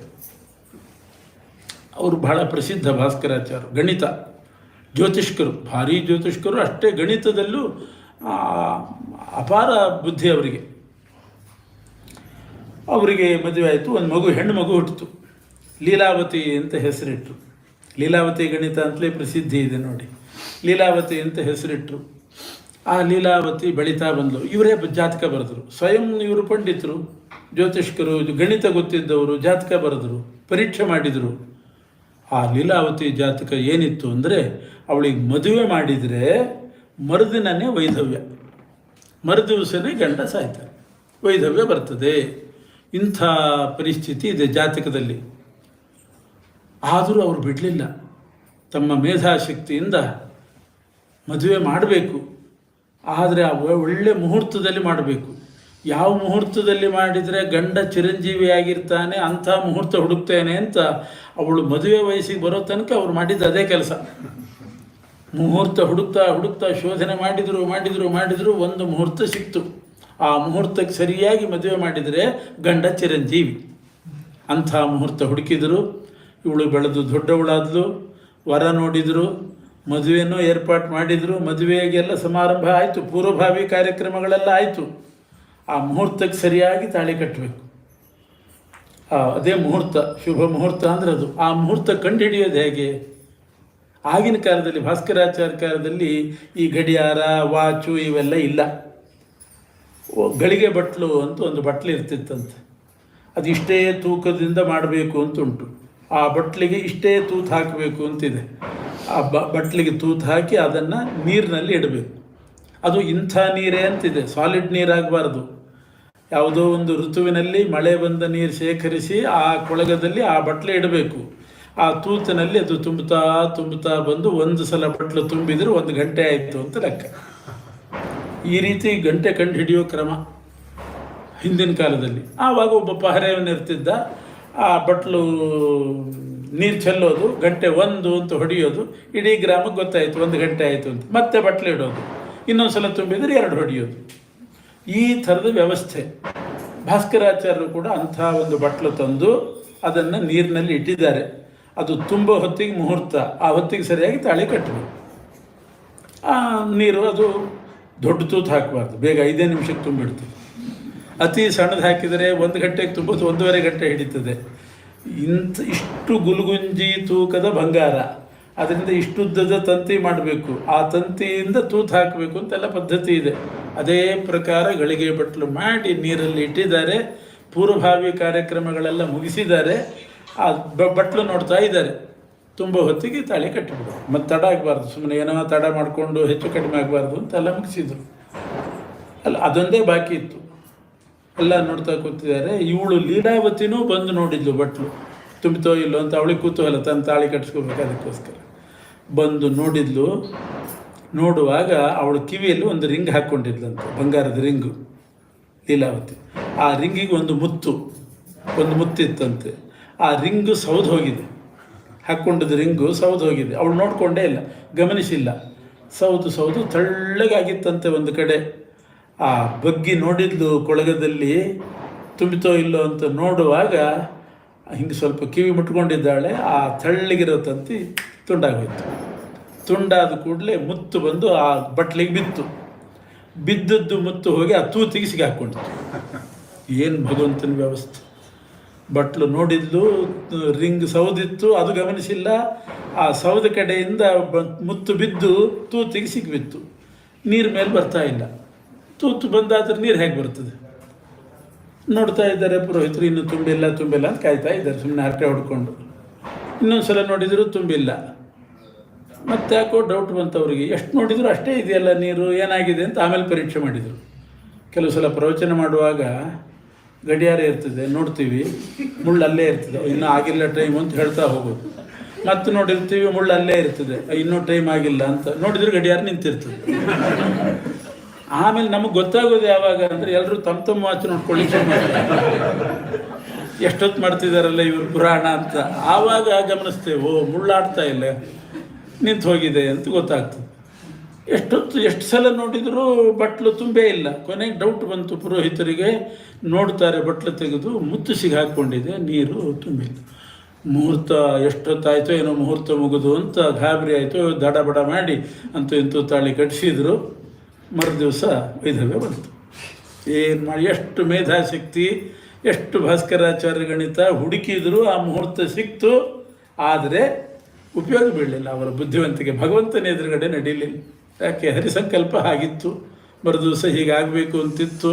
ಅದಕ್ಕೆ ಆ ಮುತ್ತು ಅವಳದ್ದೇ ಮುತ್ತು, ಬೇರೆ ಯಾರಿಗೂ ಹೆಸರಿಡೋಂಗಿಲ್ಲ, ಅವಳದ್ದೇ ಮುತ್ತು ಬೀಳಿಸಿ ಅದನ್ನೇ ತೂತಿಗೆ ಸಿಗಾಕಿಸಿ ಇಷ್ಟೆಲ್ಲ ಮಾಡಿದ ಪರಮಾತ್ಮ. ಆಮೇಲೆ ಮತ್ತಿನ್ನೇನು ಮಾಡ್ತಾರೆ ಅವರು, ಮಗಳನ್ನೇ ಮನೆಯಲ್ಲೇ ಇಟ್ಟುಕೊಂಡು ಅವಳಿಗೆ ಗಣಿತ ಹೇಳಿಕೊಟ್ಟು, ಲೀಲಾವತಿ ಗಣಿತ ಅಂತ ಪ್ರಸಿದ್ಧ, ಅಷ್ಟು ಅದ್ಭುತ ಆ ಗಣಿತ ಕಲಿತಂತೆ, ಅಪ್ಪನನ್ನು ಮೀರಿಸುವಷ್ಟು ಕಲಿತಂತೆ ಲೀಲಾವತಿ. ಇದೆಲ್ಲ ಭಗವಂತನ ಶಕ್ತಿ, ಅವನ ಇಚ್ಛೆಗೆ ಬಂದರೆ ಆಗ್ತದೆ, ಇಲ್ದಿದ್ರಿಲ್ಲ. ಅದನ್ನೇ ಭಾಗವತದಲ್ಲಿ ಚತುಶ್ಲೋಕಿ ಭಾಗವತದಲ್ಲಿ ಒಂದು ಶ್ಲೋಕ ಹೇಳೋದು ಈ ತತ್ವವನ್ನು. ಅದಕ್ಕೆ ನಿದರ್ಶನ ನಾವು ಈ ಥರ ನೋಡ್ತೇವೆ. ಪ್ರತಿಯೊಂದರಲ್ಲಿಯೂ ಕೂಡ ನಾನು ಅದರಲ್ಲಿ ಸೇರಿದ್ದೇನೆ. ಏನೇನು ಸೃಷ್ಟಿ ಆಗ್ತದೆ, ಚೇತನ ಆಗಿರಬಹುದು, ಅಚೇತನ ಆಗಿರಬಹುದು, ಅದು ಉಪಯೋಗಕ್ಕೆ ಬೀಳ್ತಾ ಇದೆ ಅಂತಂದರೆ ನನ್ನ ಸನ್ನಿಧಾನ ಇದೆ ಅಂತ ತಿಳ್ಕೊಳ್ರಿ. ಒಂದು ತಂಬಿಗೆ ಉಪಯೋಗಿಸ್ತಾ ಇದ್ದೀವಿ, ಪರಮಾತ್ಮನ ಸನ್ನಿಧಾನ ಇದೆ ಅಂತ ಅರ್ಥ. ಆ ತಂಬಿಗೆ ಉಪಯೋಗಿಸ್ತಿದ್ದೀವಿ. ಯಾಕೋ ತಂಬಿಗೆ ಬೇಡ ಅನಿಸ್ತು, ಅಟ್ಟದ ಮೇಲೆ ಇಟ್ಬಿಟ್ವಿ, ಸನ್ನಿಧಾನ ಹೋಯಿತು ಅಂತ ಅರ್ಥ ಅಷ್ಟೆ. ಒಂದು ಕಾರು ಉಪಯೋಗಿಸ್ತಿರ್ತೀವಿ, ಸಾಕು ಅಂತ ಅನಿಸಿದಾಗ ಇನ್ನೊಂದು ತಗೋತೇವೆ, ಯಾಕೆ ಸಾಕು ಅಂತ ಅನಿಸ್ತು, ಪರಮಾತ್ಮನ ಸನ್ನಿಧಾನ ಹೋಯಿತು. ಹಾಗೆ ವ್ಯಕ್ತಿಗಳಲ್ಲೂ ಅಷ್ಟೇ, ಭಗವಂತನ ಸನ್ನಿಧಾನ ವಿಭೂತಿ ರೂಪ ಇರೋ ತನಕ ಮೆರಿತಾನೆ. ಆ ಭಗವಂತನ ವಿಭೂತಿ ರೂಪ ಹೋಯಿತು ಅಂದರೆ ಮೂಲೆ ಗುಂಪು ಆಗ್ತಾನೆ. ಎಲ್ಲರೂ ಅಷ್ಟೆ. ಹೀಗೆ ಚೇತನರಾಗಲಿ ಅಚೇತನರಾಗಲಿ ಅವರು ಮೆರೆಯೋದು, ಬೆಳಕಿಗೆ ಬರೋದು ಪರಮಾತ್ಮನ ಸನ್ನಿಧಾನದಿಂದಲೇ. ಪ್ರತಿಯೊಂದರಲ್ಲೂ ನನ್ನ ಸಂಕಲ್ಪಕ್ಕೆ ಬಂದದ್ದು ನಡೀತದೆ, ನಾನೇ ಸ್ವತಂತ್ರ. ಈ ತತ್ವವನ್ನು ಚತುಶ್ಲೋಕಿ ಭಾಗವತದಲ್ಲಿ ಹೇಳಿದ. ಆಮೇಲೆ ಬ್ರಹ್ಮದೇವರು ಇದನ್ನೆಲ್ಲ ಅನುಸಂಧಾನ ಮಾಡಿಕೊಂಡು ಚೆನ್ನಾಗೇ ಸೃಷ್ಟಿ ಮಾಡಿದರು. ಒಂದು ಮಾತು ಪರಮಾತ್ಮ ಅನ್ನಲಿಲ್ಲ, ಸ್ವಲ್ಪ ಹೆಚ್ಚು ಕಡಿಮೆ ಮಾಡಿದೆ ಅಂತ ಏನು ಅನ್ನಲಿಲ್ಲ, ಸರಿಯಾಗೇ ಸೃಷ್ಟಿ ಮಾಡಿದರು. ಆ ಭಾಗವತವನ್ನು 4 ಶ್ಲೋಕ ಭಾಗವತವನ್ನು ಬ್ರಹ್ಮದೇವರು 50 ಶ್ಲೋಕದಷ್ಟು ವಿಸ್ತಾರ ಮಾಡಿ ನಾರದರಿಗೆ ಹೇಳಿಕೊಟ್ರು. ಅದು ಸಂಗ್ರಹ ಭಾಗವತ ಅಂತ ಅದಕ್ಕೆ ಹೆಸರು. ನಾರದರಿಗೆ ಹೇಳಿಕೊಟ್ರು. ನಾರದರಿಗೆ ಇನ್ನೂ ವಿಸ್ತಾರ ಬೇಕು ಅಂತ ಅನಿಸ್ತು. ಯಾಕೆಂದರೆ ದೊಡ್ಡವರಿಗೆ 4 ಶ್ಲೋಕದ ಭಾಗವತ ಸಾಕಾಗ್ತದೆ. ನಾರದರಿಗೆ 50 ಬೇಕಾಯಿತು, ನಮಗೆಲ್ಲ 18,000 ಶ್ಲೋಕ ಬೇಕಾಯಿತು. ಆವಾಗಲೂ ದೊಡ್ಡವ್ರಿಗೆ ಒಂದು ಮಾತು ಹೇಳಿದರೆ ಅರ್ಥ ಮಾಡ್ಕೊಂಡ್ಬಿಡ್ತಾರೆ, ಸಣ್ಣವ್ರಿಗೆ ಜಾಸ್ತಿ ಹೇಳಬೇಕಾಗ್ತದೆ. ಪೂರ್ತಿ ಸಣ್ಣವರಾದರೂ ಕೋಲ್ ತೊಗೊಂಡೇ ಹೇಳ್ತಾರೆ ಕೊನೆಗೆ. ಹಾಗೆ ಬ್ರಹ್ಮದೇವರಿಗೆ 4 ಶ್ಲೋಕ ಪೂರ್ತಿ ಅರ್ಥ ಆಯಿತು, ನಾರದರಿಗೆ 50 ಶ್ಲೋಕ. ಅದೇ ನಾರದರು ವ್ಯಾಸರ ಹತ್ರ ಬಂದು ಒಪ್ಪಿಸಿ ತ್ವಮೇತದ್ ವಿಪುಲೀಕೃತ, ಇನ್ನೂ ವಿಸ್ತಾರ ಮಾಡಿರಿ ಅಂತ ಪ್ರಾರ್ಥನೆ ಮಾಡಿದರು. 12 ಸ್ಕಂಧ, 18,000 ಗ್ರಂಥಾತ್ಮಕವಾದ ಭಾಗವತ ರಚನೆ ಮಾಡಿ ಅದನ್ನು ಶುಕಾಚಾರ್ಯರಿಗೂ ಹೇಳಿಕೊಟ್ರು, ನಾರದರಿಗೂ ಹೇಳಿದರು ವ್ಯಾಸರು. ಶುಕಮುನಿಗಳು ಭೂಲೋಕದಲ್ಲಿ ಪ್ರಚಾರ ಮಾಡಿದರು, ನಾರದರು ದೇವಲೋಕದಲ್ಲಿ ಪ್ರಚಾರ ಮಾಡಿದರು. ಹೀಗೆ ಭಾಗವತ ಬಂದ ಕ್ರಮ. ನಾರಾಯಣನಿಂದ ಬ್ರಹ್ಮನಿಗೆ, ಬ್ರಹ್ಮನಿಂದ ನಾರದರಿಗೆ ಬಂತು, ನಾರದರಿಂದ ವ್ಯಾಸರಿಗೆ, ವ್ಯಾಸರಿಂದ ಇವರಿಗೆ ಶುಕಾಚಾರ್ಯರಿಗೆ ಬಂತು, ಅವರ ಮಕ್ಕಳಿಗೆ. ಶುಕಮುನಿಗಳು ಪರೀಕ್ಷಿತ್ ರಾಜನಿಗೆ ಭಾಗವತ ಹೇಳಿದರು. ಅದೇ ಸಮಯದಲ್ಲಿ ಸೂತರು ಹೋಗಿ ಕೇಳಿದರು. ಆವಾಗಲೇ ಕೇಳಿದ್ದು ಸೂತರು. ಆ ಸೂತರು ಶೌನಕಾದಿಗಳಿಗೆ ಭಾಗವತ ಹೇಳ್ತಾ ಇದ್ದಾರೆ. ಇದು ಭಾಗವತ ಬಂದ ಪರಂಪರೆ. ಇವರೆಲ್ಲ ಪ್ರವರ್ತಕರು. ಅವರನ್ನು ಸ್ಮರಣೆ ಮಾಡಿ ಅವರಿಗೆ ನಮಸ್ಕಾರ ಮಾಡಿ ಭಾಗವತ ಕೇಳಬೇಕು. ಇನ್ನೊಂದು ಪರಂಪರೆಯಲ್ಲಿಯೂ ಹರಿತು. ಶ್ರೀಮನ್ನಾರಾಯಣ ಶೇಷದೇವರಿಗೆ ಹೇಳಿದ, ಶೇಷದೇವರು ಸನತ್ಕುಮಾರರಿಗೆ ಹೇಳಿದರು, ಸನತ್ಕುಮಾರರು ಸಾಂಖ್ಯಾಯನರಿಗೆ, ಸಾಂಖ್ಯಾಯನರು ಪರಾಶರರಿಗೆ ಹೇಳಿದರು, ಪರಾಶರರು ಮೈತ್ರೇಯರಿಗೆ, ಮೈತ್ರೇಯರು ವಿದುರನಿಗೆ ಭಾಗವತ ಹೇಳಿದರು. ಹೀಗೆ 2 ಪರಂಪರೆಯಿಂದ ಬಂದಿದೆ. ಸೂತ ಪುರಾಣಿಕರು ಶೌನಕಾದಿಗಳಿಗೆ ಹೇಳಿದ್ದು, ಅದನ್ನೇ ಶುಕಾಚಾರ್ಯರು ಪರೀಕ್ಷಿತ್ ರಾಜನಿಗೆ ಹೇಳ್ತಾರೆ. ಹೀಗೆ ಭಾಗವತದ ಋಷಿಗಳನ್ನೆಲ್ಲ ಸ್ಮರಣೆ ಮಾಡಿ ಮುಂದೆ ಸೂತ ಪುರಾಣಿಕರು ನಾರಾಯಣಂ ನಮಸ್ಕೃತ್ಯ ನರಂಚೈವ ನರೋತ್ತಮಂ ದೇವೀಂ ಸರಸ್ವತೀಂ ವ್ಯಾಸಂ ತಥೋ ಜಯಮುದೀರಯೇತ್. ಭಾಗವತಕ್ಕೆ ಜಯ ಅಂತ ಹೆಸರು. ಅಂದರೆ ಇದು ಜಯಪ್ರದ. ಯಾವ ಲೋಕವನ್ನು ಬೇಕಾದರೆ ಜಯಿಸಬಹುದು, ಉತ್ತಮ ಲೋಕಕ್ಕೆ ಹೋಗಬಹುದು ಭಾಗವತದಿಂದ. ಇಹಲೋಕದಲ್ಲಿ ಏನಾದರೂ ಜಯ ಆಗಬೇಕಾದರೆ ಜಯ ತಂದು ಕೊಡ್ತಕ್ಕಂಥದ್ದು ಭಾಗವತ. ಇದರ ಆರಂಭದ ಅಕ್ಷರವು ಜ, ಕೊನೆ ಅಕ್ಷರ ಯ. ಅದು ಸ್ವಾರಸ್ಯ. ಮೊದಲನೇ ಅಕ್ಷರ ಭಾಗವತದ್ದು ಯಾವುದು? ಜನ್ಮಾದ್ಯಸ್ಯ ಯತ್ ಅನ್ವಯಾತ್ ಅಂತ ಪ್ರಾರಂಭ. ಜ ಮೊದಲನೇ ಅಕ್ಷರ. ಕೊನೆಯ ಶ್ಲೋಕ ಯಾವುದು? ಉಪಚಿತ ನವಶಕ್ತಿಭಿ ಸ್ವ ಆತ್ಮನ್ಯುಪರಚಿತ ಸ್ಥಿರ ಜಂಗಮ ಪಾಲನಾಯ ಭಗವತ ಉಪಲಬ್ಧಿ ಮಾತ್ರಧಾಮ್ನೆ ಸುರಋಷಭಾಯ ನಮಃ ಸನಾತನಾಯ. ಕೊನೆಯ ಅಕ್ಷರ ಯ. ಮೊದಲನೇದ್ದು ಕೊನೆ ಅಕ್ಷರ ಸೇರಿಸಿದರೆ ಜಯ ಅಂತ ಆಗ್ತದೆ. ಜನ್ಮಾದ್ಯಸ್ಯ ಯತಃ ಅನ್ವಯಾತ್, ಜನ್ಮ ಶಬ್ದದ ಆದ್ಯ ಅಕ್ಷರಕ್ಕೆ ಯದಿಂದ ಅನ್ವಯ ಮಾಡಿದರೂ ಜಯ ಅಂತಲೇ ಸಿಗ್ತದೆ, ವ್ಯಾಸರೇ ಸೂಚಿಸಿದ್ದಾರೆ. ಆದ್ದರಿಂದ ಈ ಜಯ ಅನ್ನುವ ಭಾಗವತ ಹೇಳಬೇಕಾದರೆ ಮೊದಲು ನಾಯಕ, ಭಾಗವತದ ನಾಯಕ ಶ್ರೀಮನ್ ನಾರಾಯಣ ಮತ್ತು ರಚನೆ ಮಾಡಿದವರು ವ್ಯಾಸರು, ಇಬ್ಬರು ಭಗವಂತನೇ. ನಾರಾಯಣ ಮತ್ತು ವ್ಯಾಸರಿಗೆ ನಮಸ್ಕಾರ ಮಾಡಿ, ಭಾಗ್ಯದೇವತೆಯಾದಂಥ ಲಕ್ಷ್ಮೀದೇವಿಗೆ ನಮಸ್ಕಾರ ಮಾಡಿ, ಮುಖ್ಯಪ್ರಾಣ ದೇವರಿಗೆ ನಮಸ್ಕಾರ ಮಾಡಬೇಕು. ಯಾಕೆಂದರೆ ಇಂಥ ಕಾರ್ಯಕ್ರಮ ಏನಾದರೂ ನಡೆದರೆ ಅದಕ್ಕೆ ಅಧ್ಯಕ್ಷರು ಮುಖ್ಯಪ್ರಾಣ ದೇವರೇ, ಅವರ ಅಧ್ಯಕ್ಷತೆಯಲ್ಲೇ ನಡೆಯೋದು. ಆದ್ದರಿಂದ ಅಧ್ಯಕ್ಷ ಸ್ಥಾನದಲ್ಲಿರುವಂಥ ಮುಖ್ಯಪ್ರಾಣ ದೇವರಿಗೆ ನಮಸ್ಕಾರ ಮಾಡಿ, ವಾಗ್ದೇವತೆಯಾದಂಥ ಸರಸ್ವತಿ ದೇವಿಗೆ ನಮಸ್ಕಾರ ಮಾಡಿ, ಉಪಾಧ್ಯಕ್ಷ ಸ್ಥಾನದಲ್ಲಿರುವಂಥ ಶೇಷದೇವರಿಗೆ ನಮಸ್ಕಾರ ಮಾಡಿ, ಅವರು ಕೂಡ ಈ ಕಡೆ ಮನಸ್ಸು ಕೊಡ್ತಕ್ಕಂಥವರು. ಶೇಷದೇವರು ಉಪಾಧ್ಯಕ್ಷ ಸ್ಥಾನದಲ್ಲಿರ್ತಾರೆ ಜ್ಞಾನ ಕಾರ್ಯದಲ್ಲಿ, ಅವರಿಗೆ ನಮಸ್ಕಾರ ಮಾಡಿ, ತಥೋ ಜಯ ಮುದೀರಯೇತ್ ಅಂತ ಶುಕಾಚಾರ್ಯರು ಇಷ್ಟು ಮಂದಿಗೆ ನಮಸ್ಕಾರ ಮಾಡಿ ಭಾಗವತ ಹೇಳಲಿಕ್ಕೆ ಶುರು ಮಾಡಿದರು. ಮೊದಲು ಜನ್ಮಾದ್ಯಸ್ಯಯತಃ ಅಂತ ಭಾಗವತ ಏನು ಪ್ರಾರಂಭ ಆಗ್ತದೆ ಅದಕ್ಕೆ ನಿದರ್ಶನವಾಗಿ ಪರೀಕ್ಷಿತ ರಾಜನ ಜನ್ಮ ಹೇಗಾಯಿತು ಅದನ್ನು ಹೇಳ್ತಾರೆ. ಪರೀಕ್ಷಿತ ರಾಜ ಉತ್ತರಾದೇವಿಯ ಗರ್ಭದಲ್ಲಿರ್ತಾನೆ. ಅಶ್ವತ್ಥಾಮಾಚಾರ್ಯರು ಬ್ರಹ್ಮಾಸ್ತ್ರ ಪ್ರಯೋಗ ಮಾಡಿರ್ತಾರೆ. ಪರೀಕ್ಷಿತ ರಾಜನನ್ನು ಸಾಯಿಸಿಬಿಟ್ರೆ ಪಾಂಡವರ ವಂಶ ನಿಂತು ಹೋಗ್ತದೆ ಅಂತ ಅಶ್ವತ್ಥಾಮಾಚಾರ್ಯರು ಉತ್ತರಾದೇವಿಯ ಗರ್ಭಕ್ಕೆ ಬಾಣಪ್ರಯೋಗ ಮಾಡಿದಾಗ, ಬ್ರಹ್ಮಾಸ್ತ್ರ ಪ್ರಯೋಗ ಮಾಡಿದಾಗ, ಮಹಾಭಾರತ ಯುದ್ಧ ಎಲ್ಲ ಮುಗಿದ ಮೇಲೆ ನಡೆಯೋದಿದು. ಯುದ್ಧ ಎಲ್ಲ ಮುಗಿದಿದೆ, ಕೃಷ್ಣ ದ್ವಾರಕೆಗೆ ಹೊರಟು ನಿಂತಿದ್ದಾನೆ, ಯುದ್ಧ ಎಲ್ಲ ಮುಗಿತಲ್ಲ ಅಂತ. ಆವಾಗ ಉತ್ತರಾದೇವಿ ಅಂದರೆ ಅಭಿಮನ್ಯುವಿನ ಹೆಂಡತಿ, ಅರ್ಜುನನ ಸೊಸೆ, ಪರೀಕ್ಷಿತನ ತಾಯಿ, ಗರ್ಭಿಣಿಯಾಗಿದ್ಲು. ಉತ್ತರಾದೇವಿ ಓಡಿ ಬರ್ತಾಳೆ. ಪಾಹಿ ಪಾಹಿ ಮಹಾಯೋಗಿನ್ ದೇವದೇವ ಜಗತ್ಪತೆ ನಾಣ್ಯಂ ತ್ವದಭಯಂ ಪಶ್ಯೆ ಯತ್ರ ಮೃತ್ಯು ಪರಸ್ಪರಂ. ಕೃಷ್ಣ, ನೀನು ದ್ವಾರಕೆಗೆ ಹೊರಟು ಹೋಗ್ತಾ ಇದ್ದಿ, ಯಾವುದೋ ಬ್ರಹ್ಮಾಸ್ತ್ರ ನನ್ನ ಗರ್ಭವನ್ನು ಸುಡ್ತಾ ಇದೆ, ಏನಾದರೂ ಮಾಡಿ ರಕ್ಷಣೆ ಮಾಡು ಅಂತ ಧಾವಿಸಿ ಬಂದಳು ಉತ್ತರಾದೇವಿ. ಕೃಷ್ಣನಿಗೆ ಅರ್ಥ ಆಯಿತು, ಅಶ್ವತ್ಥಾಮಾಚಾರ ಮಾಡಿದ ಕೆಲಸ ಇದು. ಪಾಂಡವರ ಮಕ್ಕಳನ್ನು ಉಪಪಾಂಡವರು ಅಂತಿದ್ದರು, 5 ಜನ ದ್ರೌಪದಿ ಮಕ್ಕಳು, ಅವ್ರನ್ನೆಲ್ಲ ಕೊಂದುಬಿಟ್ರು. ಕೊನೆಗಿನ್ನು ಪಾಂಡವರ ವಂಶ ಬೆಳಿಲಿಕ್ಕಿದ್ದದ್ದು ಒಂದೇ ಒಂದು ಬೀಜ, ಪರೀಕ್ಷಿತ ರಾಜ ಉತ್ತರಾದೇವಿಯ ಗರ್ಭ, ಅದನ್ನು ನಾಶ ಮಾಡೋಣ ಅಂತ ಅಶ್ವತ್ಥಾಮಾಚಾರ ಹೊರಟಿದ್ದಾರೆ. ಆ ಗರ್ಭ ಉಳಿಸಬೇಕು ಅಂತ. ಯಾಕೆ ಪಾಂಡವರ ವಂಶ ಅಭಿವೃದ್ಧಿ ಆಗಬೇಕು, ವಂಶವೃಕ್ಷ ಬೆಳಿಬೇಕು. ಅದಕ್ಕೆ ಕೃಷ್ಣ ತನ್ನ ಯೋಗ ಶಕ್ತಿಯಿಂದ ತೇಜೋರೂಪ ಧರಿಸಿ ಪ್ರಕಾಶ ರೂಪದಿಂದ ಕೈಯಲ್ಲಿ ಗದೆ ಹಿಡ್ಕೊಂಡು ಗದಾಪಾಣಿಯಾಗಿ ಉತ್ತರಾದೇವಿಯ ಹೊಟ್ಟೆಯ ಒಳಗೆ ಹೋಗಿ ಆ ಬ್ರಹ್ಮಾಸ್ತ್ರವನ್ನು ಉಪಶಮನ ಮಾಡಿದ. 9 ತಿಂಗಳವರೆಗೆ ಅಲ್ಲೇ ರೌಂಡ್ ಹೊಡಿತಾ ಇದ್ದ ಉತ್ತರಾದೇವಿಯ ಹೊಟ್ಟೆಯಲ್ಲಿ. ಆವಾಗಲೇ ಈ ಒಳಗಿದ್ದು ಕೂಸು ಸುತ್ತಲೂ ಕೃಷ್ಣನ್ ನೋಡ್ತಾ ಇತ್ತಂತೆ. ಒಂದು ಬ್ರಹ್ಮಾಸ್ತ್ರ ನನ್ನನ್ನು ಸುಡ್ಲಿಕ್ಕೆ ಬಂದರೆ ಅದನ್ನು ಶಾಂತಗೊಳಿಸಿ ಯಾರೋ ಗದಾಪಾಣಿಯಾಗಿ ತಿರುಗ್ತಾ ಇದ್ದಾನಲ್ಲ ಅಂತ ಆ ಒಳಗಿನ ಕೂಸು ನೋಡ್ತಾ ಇತ್ತು. ಪರಿತಃ ಈಕ್ಷತೆ, ಸುತ್ತಲೂ ಕೃಷ್ಣನನ್ನು ಈಕ್ಷಣ ಮಾಡ್ತಾ ಇತ್ತು. ಆದ್ದರಿಂದ ಅವನಿಗೆ ಪರೀಕ್ಷಿತ ಅಂತ ಹೆಸರು ಬಂತು. 9 ತಿಂಗಳು ಹೀಗೆ ಕೃಷ್ಣ ರಕ್ಷಣೆ ಮಾಡಿದ್ದು ಅಂದ್ರೆ ಅದು. ಎಂಥ ಜಾಗಕ್ಕೆ ಹೋಗಿದ್ದಾನೆ. ಉತ್ತರಾದೇವಿ ಹೊಟ್ಟೆ ಒಳಗೆ ಹೋಗಿ, ಮನೆಗೆ ಬರ್ರಿ ಅಂದರೆ ಬರಲ್ಲ ಡಾಕ್ಟ್ರು, ಮಿಷನ್ ಅಲ್ಲೇ ಇದೆ ಅಲ್ಲೇ ಬರ್ರಿ ಅಂತಾರೆ. ಸುಮ್ಮನೆ ನಾಡಿ ನೋಡಿ ಹೋಗ್ರಿ ಬರ್ರಿ ಅಂತಂದ್ರೆ ಕೃಷ್ಣ ಹಾಗಲ್ಲ. ಪರೀಕ್ಷಿತ ರಾಜನ ರಕ್ಷಣೆ ಮಾಡಲಿಕ್ಕೆ ಉತ್ತರಾದೇವಿಯ ಗರ್ಭದ ಒಳಗೆ ಹೋದ. ಉದರ ಅಂತಂದ್ರೆ ಅದು ಎಷ್ಟು ಇದಿರ್ತದೆ, ಕಶ್ಮಲ ಅದೆಲ್ಲ, ಅಂಥ ಜಾಗಕ್ಕೆ ಕೃಷ್ಣ ಹೋಗಿ ಬ್ರಹ್ಮಾಸ್ತ್ರ ಉಪಶಮನ ಮಾಡಿ 9 ಮಾಸದ ತನಕ ಅಲ್ಲೇ ಸುತ್ತು ಹೊಡೆದು ತಿರುಗ್ತಾ ಇದ್ದ. 9 ತಿಂಗಳು ಮುಗಿತು. ಇನ್ನು ಪ್ರಸವ ಆಗ್ತದೆ. ಪರೀಕ್ಷಿತ ರಾಜ ಹುಟ್ಟುತ್ತಾನೆ ಅಂತ ಕೃಷ್ಣ ದೂರ ಸರಿದ. ಪರೀಕ್ಷಿತ ರಾಜ ಹುಟ್ಟಿದ, ಬ್ರಹ್ಮಾಸ್ತ್ರ ಮತ್ತೆ ಬಂತು, ಕೊಂದು ಹಾಕಿಬಿಡ್ತು ಪರೀಕ್ಷಿತ ರಾಜನ. ಪ್ರಸವೇ ಹತಂ ಅಂತ, ಪ್ರಸವ ಆದ ಕೂಡಲೇ ಹತನಾದ. ಪುನರುಜ್ಜೀವಯಾಮಾಸ ಕೇಶವ ಪಾರ್ಥತಂತವೇ. ಮತ್ತೆ ದ್ವಾರಕೆಯಿಂದ ಕೃಷ್ಣ ಬಂದ. ಏನೋ ನೆಪ ಮಾಡ್ಕೊಂಡು ಅಲ್ಲಿಗೆ ಬಂದ.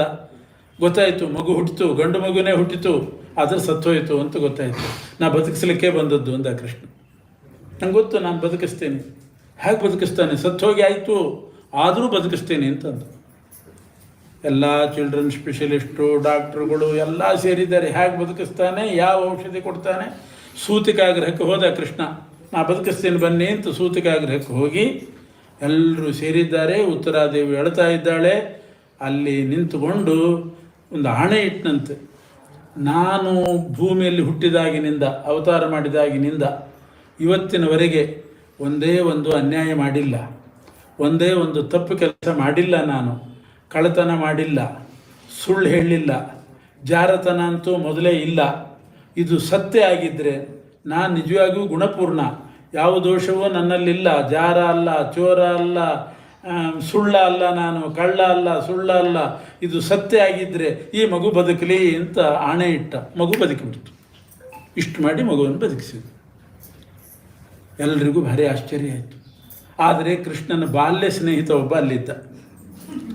ಕೃಷ್ಣ ಸಣ್ಣ ಹುಡುಗರಾಗಿದ್ದಾಗ ಇಬ್ಬರು ಸ್ನೇಹಿತರಂತೆ. ಅವನೇ ಯಾಕೋ ಅಲ್ಲಿ ಯಾರೂ ಇಲ್ಲ ಅಂತ ತಿಳ್ಕೊಂಡು ಮಾಡಿಬಿಟ್ಟ. ಅಲ್ಲಿ ಅವನಿದ್ದ. ಕೃಷ್ಣನ ರಟ್ಟೆ ಹೇಳ್ಕೊಂಡು ಬಂದಂತೆ ಈ ಕಡೆ. ಅಲ್ಲಿ ಹೋದ ಹೆಂಗೆ ಆಣೆ ಇಟ್ಟು ನೀನು, ನಾನು ನೀನು ಇಬ್ಬರು ಸೇರಿ ಗೋಪಿಕಾಸ್ತ್ರೀಯರ ಮನೆಗೆ ಹೋಗಿ ಬೆಣ್ಣೆ ಕದ್ದಿಲ್ವಾ?